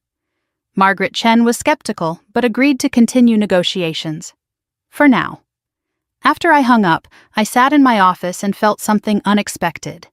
Gratitude. Derek had just committed fraud by impersonating a company representative. He had tortiously interfered with a business contract. He had left a trail of evidence that even a first-year law student could follow. I called Rachel immediately. Derek just handed us a gift. Make sure we use it. Over the following 3 weeks, Rachel crafted the documents that would end this war. On the surface, they appeared to give Lauren everything she wanted. Underneath, they contained provisions that would destroy her case completely. The first document was titled Settlement Agreement. It acknowledged Lauren's valid claims to the estate and provided for equitable distribution of assets. Sounds like a victory for her. But buried in the dense legal language was a clause where Lauren acknowledged receiving full and complete compensation for any and all claims against Melissa Hartman, individually and in any corporate capacity. This released me from any future lawsuits. Forever. The second document was a release of claims. Lauren would agree to dismiss the pending lawsuit with prejudice. She would waive any right to contest the will in the future. She would acknowledge the validity of Eleanor's testamentary intent. And she would release all claims to Hartman Design Studio, which she did not realize had been restructured into an entity she had no right to. The third document was an acknowledgement of compensation. It listed the assets Lauren would receive. The family home, actually underwater on maintenance costs and overdue repairs. The remaining estate cash, reduced by legal fees to a fraction of its original value. Personal property according to the inventory, much of which she had already stolen. Lauren would sign acknowledging this as fair market value for her inheritance claims. What she would not realize was that by acknowledging receipt of certain items, she was creating a legal record of receiving property she had previously claimed was never given to her. Property that our security cameras had documented her stealing. The fourth document was the trap's heart. The corporate separation agreement appeared to give Lauren a 49% beneficial interest in Hartman Design Studio, but it was interest in the old dissolved LLC, an empty shell. A company that existed only on paper and owned nothing of value. The new entity, Rocky Mountain Architecture Partners, was not mentioned anywhere in the documents. Rachel spread the paperwork across her conference table like a general displaying a battle map. Every paragraph is designed to look like a victory for them. Every clause is actually a concession from them. She pointed to the signature lines at the bottom of each page. The moment Derek and Lauren sign these, they will have admitted to receiving the estate assets, released all claims to your business, and locked themselves into an agreement they cannot escape. She looked at me with the satisfaction of a chess player seeing checkmate 3 moves ahead. All you have to do is make them want to sign. Over the next 6 weeks, we met with Victor Reyes and Lauren 4 times to negotiate the settlement. Derek attended every meeting despite having no legal standing. I played my role perfectly. I arrived late, apologizing. My hands shook when I held documents. I asked for breaks to collect myself. I cried during one session when discussing my mother. I agreed to provisions Victor proposed, then reluctantly accepted when Rachel pushed back. Victor Reyes grew more confident with each meeting. He started making bigger demands. He wanted the house transferred immediately before formal settlement. He wanted access to my business financials. He pushed for faster timelines, sensing weakness. Derek's arrogance grew alongside his lawyer's confidence. He began speaking for Lauren during meetings, dismissing Rachel's objections as delaying tactics. He told me directly that I should be grateful they were willing to settle at all. At our 4th negotiation session, Derek leaned across the table and said something that made me want to reach across and break his teeth. "You know, Melissa, this could have been avoided. If you had just shared with your sister from the beginning, instead of hoarding everything like your mother taught you." I let my eyes fill with tears. I let my voice break. "You are right," I whispered. "I should have been more generous." Under the table, my hands were clenched so tight my nails drew blood. But above the table, I was the picture of defeat. And Derek bought every second of it. The call came on a Thursday evening. Derek, not Lauren. He wanted to bypass the lawyers. "I think we should have one final meeting," he said. "Just family, no attorneys, no formality, just you, Lauren, and me." I asked where he had in mind. "Your office? Your conference room?" He paused for effect. "I want Lauren to see what she is inheriting." The subtext was clear. He wanted to gloat. He wanted to watch me surrender in the space I had built. He wanted to claim victory on my territory. Lauren took the phone. "Come on, Melissa, do this for me." One last conversation as sisters. "Derek just wants closure. We all do. Let us end this like family." I paused, letting them hear my reluctance. "Fine, tomorrow at 5, my conference room, but this ends everything. After tomorrow, we go our separate ways." Lauren's voice was triumphant. "That is all we ever wanted." I hung up and looked at Rachel, who had been listening on speaker. "They want to do it at my office. They want to watch me lose in the building I built." Rachel nodded slowly. "Good. That is exactly where we want them." She picked up her briefcase. "I will have the documents ready by 4 tomorrow. Make sure Marcus is there discreetly." "And Melissa?" She paused at the door. "Enjoy your last night of pretending to be weak. Tomorrow, you get to be yourself again." The morning of the meeting, I arrived at the office 3 hours early. I walked through every room of Hartman Design Studio, touching the walls I had painted myself during the first renovation, the desks where my team created blueprints that became buildings, the windows that looked out over downtown Denver. I was saying goodbye to something, though not in the way Lauren and Derek imagined. The conference room needed preparation. I removed personal items that could be used as ammunition for cruelty. Family photographs, the small awards I had won over the years, anything that showed vulnerability or sentiment. I left my mother's photograph on my desk, visible through the glass walls. Let them see her watching. I positioned the chairs carefully. Lauren and Derek would sit with their backs to the door. A small psychological advantage. They would not see Marcus if he needed to enter. They would not notice Rachel's assistant in the hallway, ready to serve documents if our plan changed. The trap documents were in my briefcase, hidden beneath folders of meaningless paperwork. Derek and Lauren would bring their own demands, whatever Victor Reyes had prepared. The plan was simple. Let them present first. Let them feel powerful. then reluctantly offer the settlement as a countermeasure. They had to believe they were winning until the moment the trap closed. At 4:45, I stood in front of the bathroom mirror and practiced my expressions. Fear, resignation, the moment when defiance crumbles into defeat. I had been performing this role for months, but today was the final act. If I overplayed it, they would suspect. If I underplayed it, they would push harder.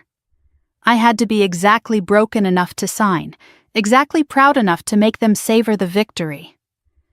I had 15 minutes to become the sister they thought they had destroyed. At 5 o'clock exactly, the elevator doors opened. Derek was punctual when he believed he was winning.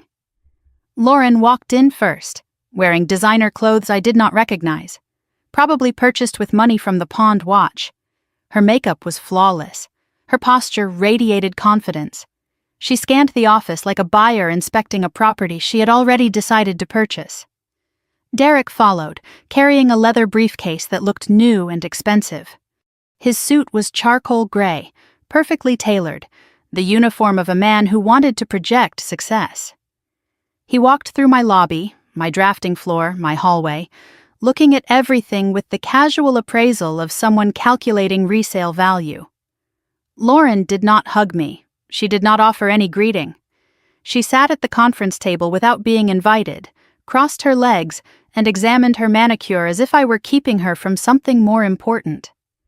Her eyes kept drifting to my desk, to the view, to the artwork on the walls.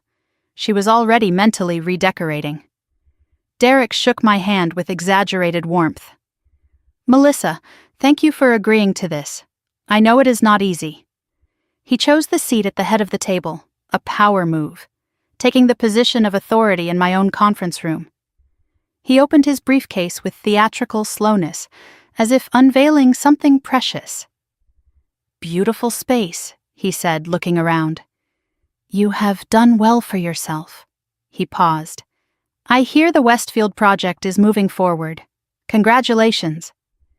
The mention of Westfield was deliberate, a reminder that he had tried to sabotage it, a signal that he could try again. I swallowed my rage and thanked him quietly. Lauren spoke without looking at me. "Can we skip the pleasantries? I want to get this over with." Her voice was cold, businesslike. "We both know why we are here. Let us not pretend this is a family reunion." Derek placed a hand on her arm. Calming or controlling, I could not tell. Perhaps both. Lauren looked at me the way I imagine executioners look at the condemned. Not with hatred, but with the clinical detachment of someone doing a job. She had rehearsed this moment. She had practiced what she would say, how she would sit, the exact angle of her chin that conveyed superiority without effort. My little sister had become a stranger wearing a familiar face. And the worst part was not her cruelty. It was the realization that she had been this person all along, and I had simply refused to see it.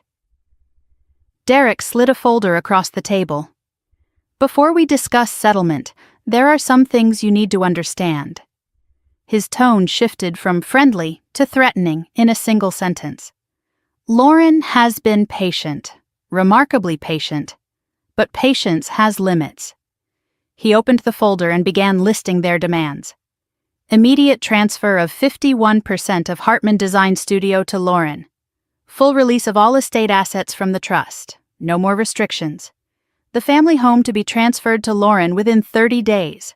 All remaining cash assets to be divided equally, but with Lauren controlling distribution, and a non-compete agreement preventing me from starting another architecture firm in Colorado for 5 years. My eyes widened. My breath caught. I did not have to fake the shock. "That is everything. You are asking for everything. The non-compete alone would end my career." My voice shook. "Why? Why do you need to destroy me?" Lauren's response was immediate. "Destroy you? You did that to yourself when you manipulated our dying mother. You took advantage of a sick woman to steal my inheritance. This is not destruction, Melissa. This is justice." Derek leaned forward, his voice dropping to something almost intimate. "Here is the thing, Melissa. We did not want to bring this up. We have been trying to handle this privately, as a family matter. But if you do not cooperate, we have no choice but to go public." He paused for effect. "With what we know about how you changed Mom's will." I stared at him. "What are you talking about?" "We have a witness, a hospice nurse named Maria Gonzalez. She overheard you coaching Eleanor on what to say to the attorney. She says your mother was heavily medicated and confused when she made those decisions." He smiled. "She is willing to testify, and she is willing to speak to journalists." I felt the blood drain from my face. Maria Gonzalez was real. She had cared for my mother with genuine compassion. The accusation was impossible. Maria was not present during any legal discussions. She had no knowledge of the will beyond what any nurse would observe. Derek was either lying about having a witness or had manufactured one. "Maria would never say that," I whispered, letting real confusion show. Derek's smile widened. "People say all kinds of things when they are offered the right incentives. A hospice nurse does not make much money. A year's salary as a consulting fee can change anyone's perspective. He was not just threatening me with a lie. He was threatening to pay someone to destroy my reputation." And from the casual way he said it, I knew this was not a bluff. He had done this before. I pressed for details. "You bribed a nurse to lie about my mother's final days?" My voice rose with controlled outrage. "Do you have any idea how disgusting that is? Bribed is such an ugly word. We compensated her for her time." Derek leaned back in his chair. "And it is not a lie if it might be true. Memory is a funny thing. Maria remembers what she remembers. Courts decide what is real." He spread his hands. "The question is whether you want to find out in public." Lauren joined in, her voice practiced and cold. "Think about what this would do to your business, Melissa. An accusation of elder abuse, manipulation of a dying cancer patient. Even if you win in court, you lose everything else. Clients do not hire architects who might have abused their mothers." Derek mentioned that he had contacts in local news. A story about inheritance fraud, a heartbroken younger daughter, a suspicious will. These things take on a life of their own once they are out there. Even a retraction does not undo the damage. You know how the internet works. I let myself crumble, shoulders slumping, hands trembling. The picture of a woman who has finally been broken. "What do you want me to do? Just give you everything?" My voice cracked. "I built this company. I worked for 15 years. I trailed off, unable to finish. Derek softened his voice. "Good cop after being bad cop. We do not want to hurt you, Melissa. We never did. Just sign the documents, walk away clean. You are talented. You can rebuild somewhere else. Start over in another state. This does not have to end badly. Just let go. Let go." The words echoed in my head. 5 years of covering Lauren's debts. $200,000 poured into her endless emergencies. My mother's stolen heirlooms, the hacked accounts, the forged documents, the lies to Westfield. And now this, the threat to fabricate testimony and destroy my reputation. Derek Sullivan was offering me the chance to let go of everything I had earned so he could hand it to my sister like a gift. I wanted to laugh. I wanted to scream. Instead, I nodded slowly. "I need to think. Give me until tomorrow." Derek's eyes narrowed. "You have had months to review the situation. We came here to close this today. Every delay is another chance for you to find some loophole." He glanced at Lauren. "I think we should insist." But Lauren surprised me. She touched Derek's arm with the same calming gesture he had used on her earlier. "One night will not change anything. She has already lost. Let her have her dignity. Let her say goodbye to this place." She looked at me with something that might have been pity. "You were always so proud of this office." Derek agreed reluctantly. "Fine.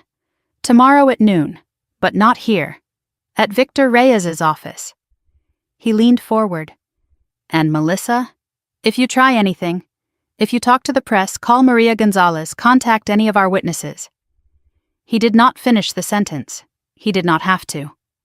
Lauren stood first, smoothing her designer dress. She paused at the door to my private office and looked at our mother's photograph on my desk. "Mom would have wanted us to work this out," she said. "I am glad we finally are." They left. Derek's BMW started in the parking lot below. Headlights swept across the windows, then silence. I waited 5 full minutes, counted each second to be sure they were really gone. Then I walked to my desk, sat in my chair, and looked at my mother's photograph. "I know what you were trying to tell me," I whispered. "I know what you wanted me to do." I picked up my phone and called Rachel. They took the bait. "They think I am signing their documents tomorrow." Rachel's voice was calm, controlled. "Perfect. Now let us make sure they sign ours instead." I told her about the Maria Gonzalez threat, the alleged witness, the extortion attempt. Rachel was not surprised. Derek always escalates. It is his pattern. The Maria angle is new but predictable. He needs leverage you cannot disprove. She would contact Maria directly through proper legal channels. If Derek had actually bribed her, that was witness tampering. A felony. If he had lied about having her testimony, that was extortion. Either way, he had just added to his criminal exposure. "What about tomorrow?" I asked. "What if they actually got to Maria? What if she agrees to lie?" Rachel was quiet for a moment. "Then we deal with it." "But Melissa, I have been doing this for 15 years. Men like Derek Sullivan do not actually prepare. They threaten. They bluff. They rely on fear." She paused. "He told you he has a witness because he wanted you to panic tonight. He wanted you to imagine all the ways this could go wrong. But tomorrow, when he walks into that conference room, he will not be thinking about backup plans. He will be thinking about victory. And that is exactly when he is most vulnerable." After the call ended, the office was dark. Only my desk lamp illuminated the room. I should have gone home to rest and prepare for tomorrow. Instead, I opened my briefcase and pulled out an envelope I had carried for 3 years. My mother's letter. The one she had told me not to open until I needed to. Tonight felt like the right time. Tomorrow I would either win or lose everything. I needed her words. My hands shook as I broke the seal. 3 pages of Eleanor's careful handwriting. Dated 1 week after the cancer diagnosis, before anyone knew how bad it would get. "My dearest Melissa, if you are reading this, things have gotten bad enough that you need answers. I am sorry I could not tell you in person. I was afraid. Afraid of what you would think of me. Afraid of breaking your heart the way mine has been broken. But you deserve to know the truth about your sister, about Derek Sullivan, and about a decision I made that I hope you can forgive." I read those words 3 times. Then I read the next paragraph, and the next, and by the time I finished the 3rd page, I understood everything. My mother had not just written a will. She had written a confession. And in that confession was the ammunition I needed to end this war. Not tomorrow, not in Victor Reyes's conference room, but completely, permanently, and in a way that Derek Sullivan could never have anticipated. I put down the letter, picked up my phone, and called Rachel back. "Change of plans," I said. "I just found out what my mother was hiding. And it changes everything." I read my mother's letter 3 times that night. Each time, new details emerged from her careful handwriting. Details that rewrote everything I thought I knew about my family. By the time the sun rose over the mountains, I understood why she had told me to wait until I needed it. This letter was not just information, it was a weapon, and today I was going to use it. The letter revealed 3 things that changed everything. First, my mother's private investigator had discovered more than Torres ever found. Derek Sullivan had used a different name 10 years ago, Derek Marcos. He changed it after a fraud conviction in Florida was expunged from his record as part of a plea deal. There were 3 other women before Sarah Mitchell, all with similar stories of isolation, manipulation, and financial destruction. One of them, a woman named Catherine Wells in Nevada, had taken her own life 6 months after Derek drained her retirement savings. My mother had found Catherine's obituary tucked into the investigator's report. She had underlined one sentence: survived by no one. Second, the letter contained a confession about Lauren that I had never known. 5 years before my mother's death, Lauren had come to her with a secret. She had forged Eleanor's signature on a loan application for $25,000. The bank had approved it. Lauren had spent the money within weeks. When she could not make payments, the bank had contacted my mother. Eleanor paid off the loan secretly to protect Lauren from criminal charges. She never told me because she was ashamed. Ashamed of what Lauren had done. Ashamed of her own decision to cover it up. I thought I was helping her, my mother wrote. I was only teaching her that betrayal has no consequences. Third, the letter contained instructions. Direct and clear. If you are reading this, things have gotten bad enough that you need the truth. Derek Sullivan is not just a con man. He is a predator who destroys lives. And Lauren is not just his victim. She learned to lie and steal long before she met him. Protect yourself first. Then, if you can, try to save what is left of your sister.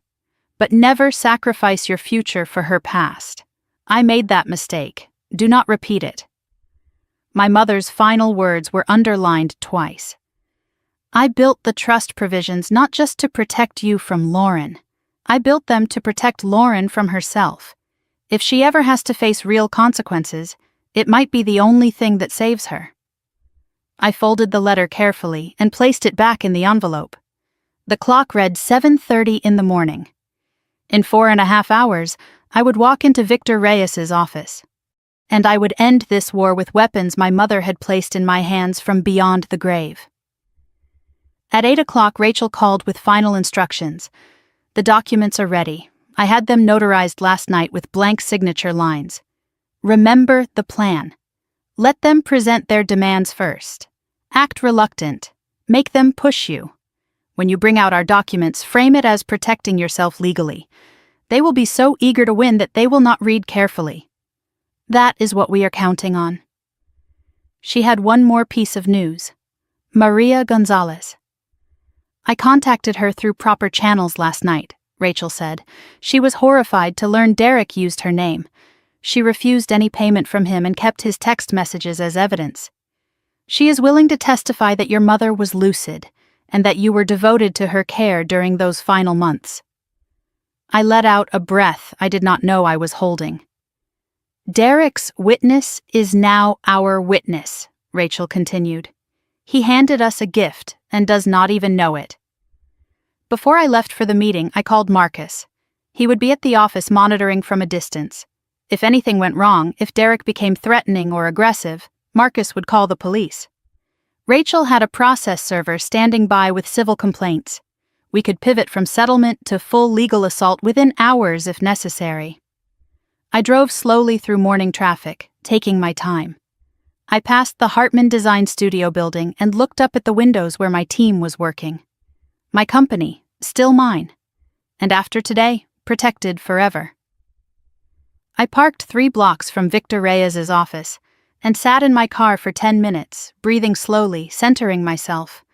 In an hour, either I would walk out of that building with everything I needed to destroy Derek Sullivan, or I would be signing away my life's work to a sister who had tried to steal it. I checked my reflection in the rearview mirror. I looked tired, professional but subdued.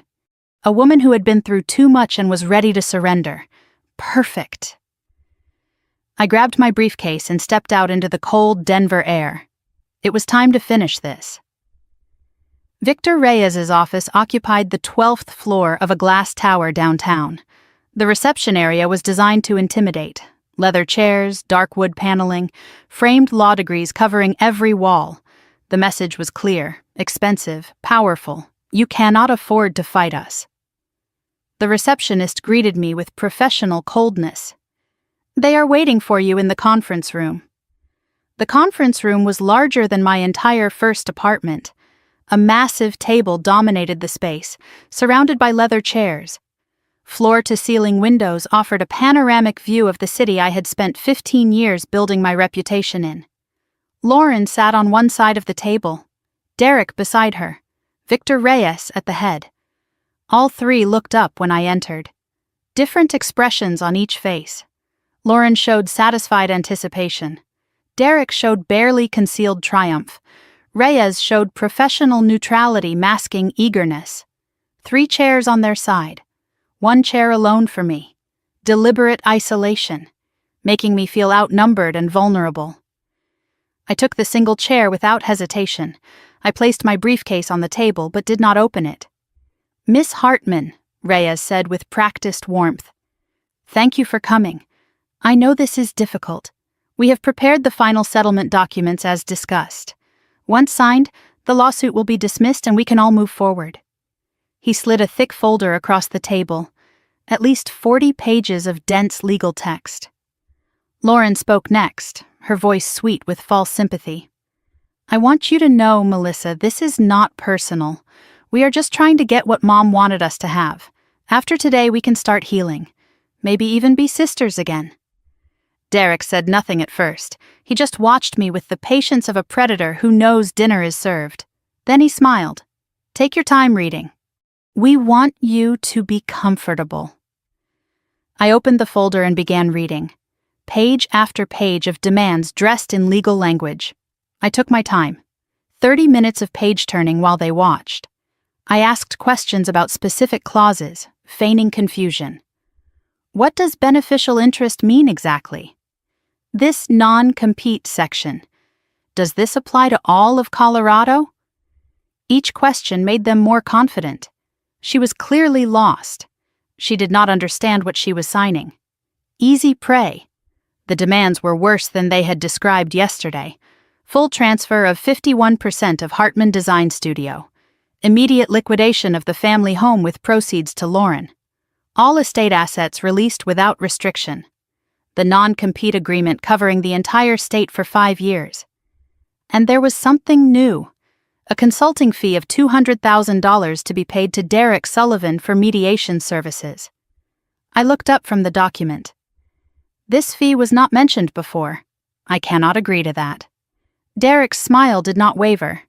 "Melissa, I have spent 18 months helping Lauren through this difficult process.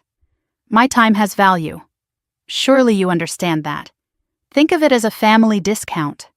I could have charged much more. I wanted to reach across the table and break his teeth. Instead, I let my voice shake. This is more than we discussed. You are taking everything. Why do you need more?" Derek's eyes narrowed when I reached for my briefcase. For the first time since I walked in, something flickered across his face. Not fear, not yet, but awareness. The awareness of a predator who has just sensed that the prey might not be as helpless as it appeared. "I cannot sign this as written. It is not fair." I pulled out Rachel's documents. "But I have another option. A counter-proposal. My lawyer prepared it. I think you will find it very generous." Reyes took the documents and flipped through them quickly. Too quickly. The language was dense, technical, full of legal jargon that Rachel had designed to look routine. Even boring. Standard releases. Acknowledgements. Nothing that would raise alarm bells on a casual reading. He missed everything. He missed that the beneficial interest in Hartman Design Studio referred to the old, dissolved entity, not the new company. He missed that the acknowledgement of assets received included items Lauren had already stolen. He missed that the release of claims waived all future litigation rights permanently. He missed that Derek's signature as witness created personal liability for fraud. "This looks standard," Reyes said, still flipping pages. "Basically the same as ours, but with additional protections for you." Derek barely glanced at the documents. "This looks fine. Let us just sign everything and be done with it." He was eager. Too eager. He wanted to close the deal before I changed my mind. Lauren hesitated. She looked at the papers longer than Derek. "Should we have Victor review these more carefully?" Derek cut her off. "We have been waiting 18 months. This is what we wanted. If Melissa is ready to sign, we sign. Today. Now." Reyes looked uncomfortable but did not push back. His contingency fee depended on closing this deal. He was not going to slow things down over paperwork concerns. The signing began. Derek signed first. Witness lines on every page. He did not read a single paragraph. His pen moved quickly, confidently, the signature of a man who believed he had already won. Lauren signed next. Page after page, barely looking at the words above her name. She initialed where directed, signed where indicated, treating legal documents like a restaurant receipt. I signed last. The documents I had reviewed 100 times. The trap Rachel and I had spent months constructing. The notary entered. A woman from Reyes's office who had been waiting in the hallway. She checked identification, witnessed the final signatures, stamped each page with the official seal. Everything legal, everything binding, everything permanent. When the notary finished, Derek leaned back in his chair and grinned at Lauren. "Congratulations! You finally got what Mom owed you." I gathered my copies of the documents and placed them carefully in my briefcase. I stood, straightened my jacket, and looked at the 3 people who had spent 18 months trying to destroy me. Thank you all for your time. I will show myself out. I walked slowly through the conference room, past the reception area to the elevator. I felt their eyes on me, triumphant, satisfied, relieved. The defeated sister, finally broken.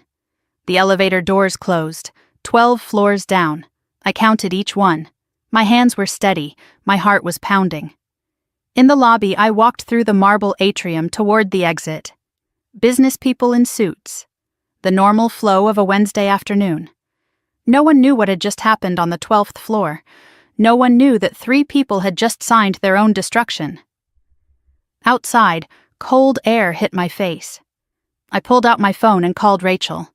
"It is done. They signed everything." Rachel's voice was sharp with anticipation. "All 3 signature pages? Derek too?" "Derek too." He did not read a single word. Long pause. Then Rachel spoke with quiet satisfaction. "Then it is over. They just do not know it yet." I sat in my car for 15 minutes, hands on the steering wheel, staring at nothing. I had just watched my sister sign away her claim to everything she had tried to steal. I had watched her boyfriend put his name to documents that would be used against him in federal court. I had won. But victory did not feel like celebration. It felt like the moment after surgery. The tumor removed, the danger past, but the wound still open, still raw, still healing. I started the car and drove toward the 4 Seasons. Tomorrow, Victor Reyes would read those documents carefully. Tomorrow, he would discover the clauses buried in the legal language. Tomorrow, the screaming would begin. That evening, I sat in a suite on the 23rd floor, the Denver skyline glittering through the windows. I had ordered champagne but had not opened it yet. The signed documents were spread across the desk, every signature in place, every page notarized, every trap set. I called Marcus. "It is done. We are protected." His voice was cautious, hopeful. "What happens now?" "Now we wait." Tomorrow morning, Rachel files the criminal referrals. The FBI already has most of the evidence. This just completes the picture. By this time next week, Derek Sullivan will be in custody. And Lauren? What happens to her? I looked out the window at the mountains in the distance, dark shapes against the darker sky. That depends on her. She can cooperate or go down with him. Either way, she is no longer my problem. Mom tried to save her for years. It did not work. Some people can only save themselves. I picked up my phone and scrolled to Lauren's contact. My finger hovered over the call button. Part of me wanted to warn her, sisterly instinct dying hard. But I remembered Derek's threats, the fabricated witness, the extortion, the $200,000 consulting fee for destroying my life. I put the phone down. Lauren made her choice. Now she would live with it. I looked at my phone one last time. No messages, no calls, no hint that they had discovered what they signed. The silence was temporary. By tomorrow morning, Victor Reyes would realize what happened. He would call Derek. Derek would call Lauren. And then my phone would start ringing with the desperate pleas of people who had just lost everything. I turned off the ringer. I opened the champagne. I poured a glass and raised it to the empty room. "To Mom," I whispered. "You were right about everything." Then I drank. And I waited for the fallout to begin. 3 months after the FBI raid, I sat in the third row of Federal Courtroom 4B and watched Derek Sullivan learn that charm does not work on judges. He had tried everything during the trial.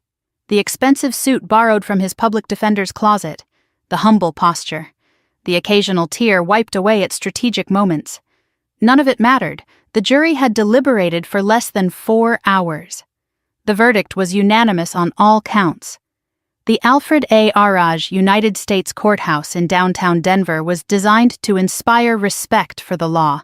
High ceilings, wood paneling, the American flag behind the judge's bench. The gallery was filled with prosecutors, journalists, and women I did not recognize, Derek's previous victims. Sarah Mitchell had flown in from Texas with her sister for support. A woman from Phoenix sat 3 rows behind me, clutching a tissue she had not yet needed. I sat alone. No family beside me. By choice. Derek looked different from the man who had shaken my hand at that first dinner years ago. 3 months in county jail had aged him. The silver hair looked gray now. The confident posture had deflated. The charming smile was nowhere to be seen. He glanced back at the gallery once, his eyes scanning the faces, looking for someone. Lauren was not there. The clerk read the charges aloud. Wire fraud, count 1. Guilty, wire fraud, count 2. Guilty, wire fraud, count 3. Guilty, conspiracy to commit fraud, guilty. Theft by deception, 4 counts under Colorado state law, guilty on all counts. Witness tampering, guilty. The judge read each verdict slowly, letting the words fill the room. Derek did not cry. He did not protest. His shoulders dropped slightly with each guilty, as if the weight of the words was physically pressing him down. His public defender placed a hand on his arm, professional comfort, nothing more. When the final verdict was read, Derek simply closed his eyes. I watched him absorb the weight of his choices, and I felt something I did not expect. Nothing. Not triumph, not satisfaction, not even relief. Just a strange emptiness where I thought vindication would live. I had imagined this moment for months, rehearsed how it would feel to watch him fall. But sitting in that courtroom, I realized that his destruction did not rebuild anything I had lost. It just stopped him from destroying more. Judge Patricia Yamamoto had been on the federal bench for 23 years. She was known for thorough sentencing statements, no shortcuts, no mercy for predators. She reviewed the case methodically. The pattern of behavior spanning over a decade, the multiple victims across multiple states, the calculated nature of the crimes, the complete absence of remorse. Before sentencing, she invited victim impact statements. Sarah Mitchell spoke first. She walked to the podium with shaking hands but a steady voice. She described the bankruptcy, the children's college funds stolen, the years of rebuilding her life from nothing, the nights she lay awake wondering how she had been so foolish, before realizing that Derek's manipulation was not her fault. It was his skill. A woman from Phoenix spoke next, Derek's victim before Sarah. She had lost her home, her retirement savings, her faith in people. She was 63 years old and working 2 jobs to survive because a man she trusted had taken everything. The courtroom was silent as each woman told her story. I had been offered the chance to speak but declined. My statement was submitted in writing. The facts. Nothing more. I did not want to perform my pain for an audience. I did not want Derek to see my emotions one more time. He had fed on emotions for years. I would not give him that satisfaction. Judge Yamamoto addressed Derek directly. Mr. Sullivan, you have demonstrated a pattern of predatory behavior spanning over a decade. You targeted vulnerable women, exploited their trust, and systematically destroyed their financial security. Your crimes were not impulsive. They were calculated, patient, and devastatingly effective. She paused, looking at him over her glasses. The court sentences you to 84 months in federal prison. 84 months? 7 years? Derek would be 48 when he became eligible for parole. 51 if he served the full sentence, his best years, his prime years, spent in a cell. Derek nodded once, as if accepting a business deal gone wrong. No apology to his victims, no statement of remorse. His public defender requested permission to appeal, granted but futile. The marshals led him away through the side door. He did not look back. 7 years. 2,555 days. I did the math while the marshals escorted Derek Sullivan out of my life. It was not enough to repay what he had taken from Sarah, from the woman in Phoenix, from all the others. But it was enough to stop him, enough to protect whoever his next target would have been, enough to prove that sometimes, eventually, the system works. Not perfectly, not quickly, but it works. Lauren's hearing had been held separately 2 weeks before Derek's sentencing. She had chosen to cooperate. For 3 days she sat in the witness box and testified against the man she had once called her soulmate. Every scheme, every plan, every lie. Her testimony filled in gaps the FBI could not prove otherwise. She gave them the Hartman Project document. The communications planning my destruction. The passwords to accounts where stolen money had been hidden. The original charges against her were serious. Conspiracy to commit fraud, theft, accessory to wire fraud. She faced 5 to 10 years in federal prison if convicted. But the prosecution wanted Derek more than they wanted Lauren. Her testimony was essential to securing his conviction. So, they made a deal. All federal charges dropped in exchange for full cooperation.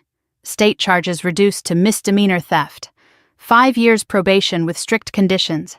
Mandatory 18-month residential rehabilitation program, 500 hours of community service, and permanent forfeiture of any claim to our mother's estate. The conditions were detailed. No contact with Derek Sullivan, ever. No gambling of any kind. Regular drug and alcohol testing. Mandatory employment or job training. No contact with me without my written consent. I attended Lauren's hearing without telling anyone. I sat in the back of the courtroom, hidden behind a pillar, watching my sister accept a deal that would define the next 5 years of her life.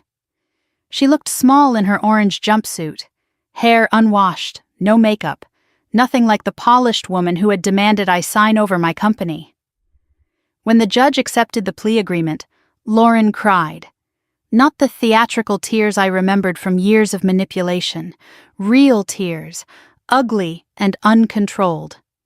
She whispered thank you to her public defender. She did not look at the gallery. She did not know I was there. I watched my sister accept responsibility for her choices, and I tried to find the woman I grew up with. The girl who used to climb into my bed during thunderstorms. The teenager who cried on my shoulder after her first heartbreak. The young woman who once had talent and charm and a future.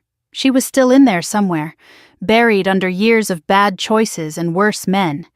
The question was whether 18 months of rehabilitation could dig her out, or whether the person I remembered was already gone forever. What surprised me most was what Lauren revealed during her testimony about Derek. She told the court that he had hit her once, early in their relationship. She stayed anyway, convinced herself it was her fault. He controlled her finances after that, her phone, her friendships. Classic abuse patterns that I had never seen because I was too focused on what she was taking from me to notice what he was taking from her. This revelation did not excuse what Lauren did. She was an adult who made choices, who signed documents, who stole from family. But it added a layer I had not considered. Derek did not just use Lauren, he broke her first. She was both predator and prey, manipulator and manipulated. Rachel's perspective was characteristically clear. It does not change anything legally. She is still responsible for her actions. But it might matter to you personally, knowing she was not just evil. She was also a victim who became a perpetrator. It happens more than people realize. I spent years believing my sister chose Derek over me, that she looked at our family, at our mother's legacy, at everything I had built, and decided it was worth destroying for a con man's approval. But listening to her testimony, I realized the truth was worse. She did not choose Derek over me. She was so broken by the time he found her that she did not believe she had any choices left, and I had been so busy resenting her that I never saw her drowning. With Lauren's forfeiture, the estate finally closed. The family home sold for $780,000 after repairs and staging. After legal fees and expenses, I received the full proceeds. I did not keep the money. I invested it in the Eleanor Hartman Foundation. Everything recovered from pawn shops and storage units came home. The grandfather's Patek Philippe watch, restored by a specialist, keeping perfect time again. 2 of grandmother's 3 watercolor paintings, cleaned and reframed, the silver tea service, the vintage cameras, the first edition books, the family photographs that Lauren had taken for reasons I still did not understand. The 3rd painting was never found. Grandmother's wildflowers, created in 1958, sold to an unknown buyer before police could trace it. I searched auctions and galleries and online listings for months. Nothing. Some losses cannot be recovered, only accepted. Before selling the house, I walked through every room one last time. My childhood bedroom with the faded wallpaper I had picked when I was 12. My parents' room where my father died and my mother spent her final healthy years. The kitchen where Eleanor taught me to cook and balance a checkbook and believe in myself. I took photographs of everything. Then I spoke aloud to the empty rooms. I protected it. I protected everything you built. You can rest now. I locked the front door for the last time and placed the key in the realtor's lockbox. Behind me was every memory I had ever made with my parents. Ahead of me was a life without that anchor. I cried in my car for 20 minutes before I could drive away. But when I finally pulled onto the highway, I did not look back. Some chapters have to end completely before new ones can begin. 1 week after Derek's sentencing, I signed the Westfield development contract. $3.2 million over 18 months, the largest project in my company's history. Margaret Chen shook my hand in her corner office overlooking the city. "I am glad we waited," she said. "You were worth the risk." Marcus's partnership became real that month. Not just protective paperwork anymore. 20% ownership of Rocky Mountain Architecture Partners, earned through years of loyalty and months of crisis management. I announced it at a staff meeting. The team cheered. Marcus looked embarrassed and proud. Word had spread about what happened. Not the details, but the outline. A businesswoman targeted by a con artist, a family betrayal, a legal battle won through preparation and patience. Clients respected resilience. 2 new contracts signed within weeks, referrals from Margaret Chen. The irony was not lost on me. Derek's interference with Westfield was supposed to destroy my reputation. Instead, it proved my integrity. Margaret Chen told me later that watching how I handled the pressure convinced her I could handle anything. The attack meant to end my career had launched it to new heights. I stood in the Westfield conference room, holding a signed contract worth more than I had ever earned, and I thought about Derek Sullivan in his cell. He had tried to steal my company, tried to destroy my reputation, tried to take everything I had built. Instead, he made me stronger. His attack forced me to restructure, to protect, to fight. And in fighting, I discovered I was capable of more than I ever knew. The best revenge, it turns out, is not revenge at all. It is success. 3 weeks after Derek's sentencing, an envelope arrived at my office. Handwritten address, no return address. Postmarked from a town I did not recognize. Inside were 3 pages of lined paper, Lauren's handwriting, shaky but legible. "Dear Melissa, I do not expect you to read this. I would not blame you if you burned it. But my counselor says I need to write to the people I hurt, whether they read it or not. So here I am, trying to find words for things I do not know how to say. She did not ask for forgiveness. She said she did not deserve it. She did not make excuses.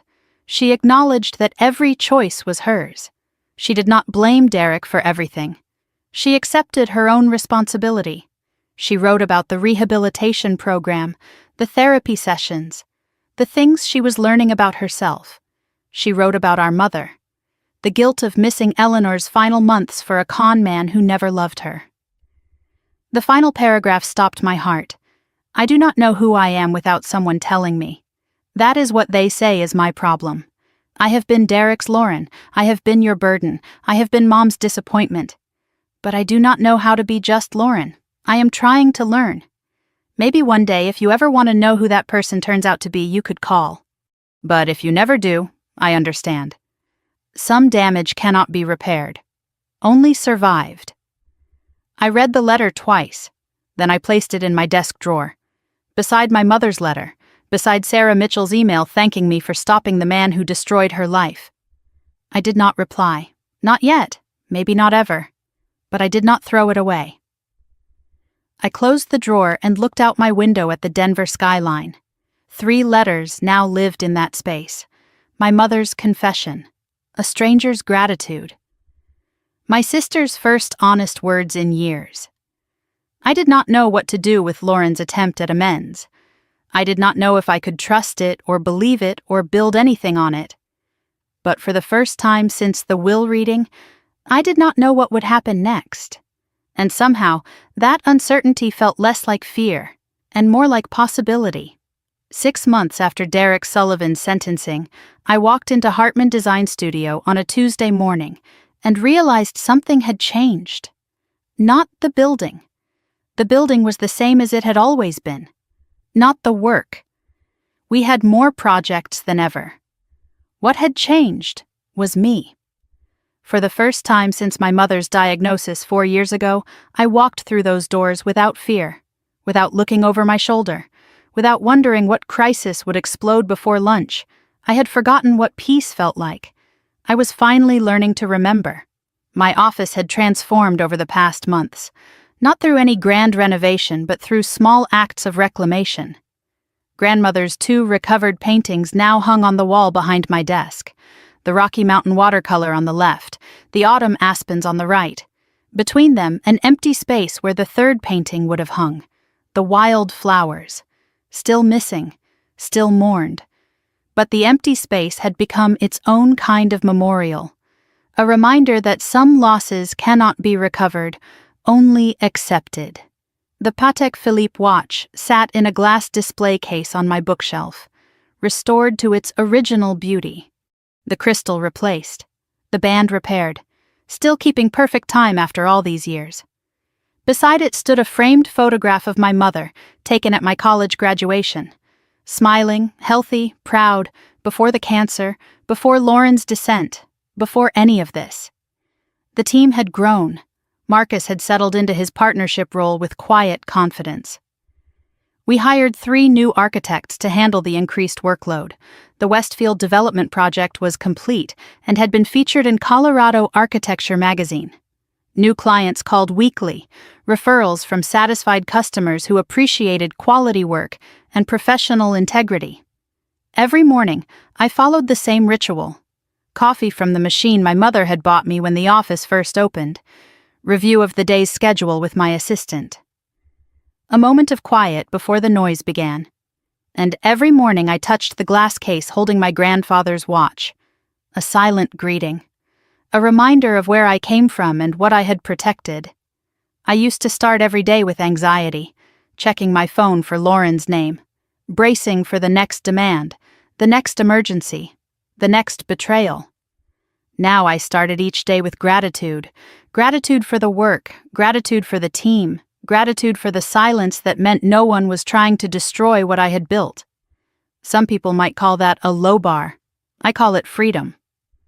3 months earlier, I had launched the Eleanor Hartman Foundation with seed funding from my personal savings and the proceeds from my mother's house.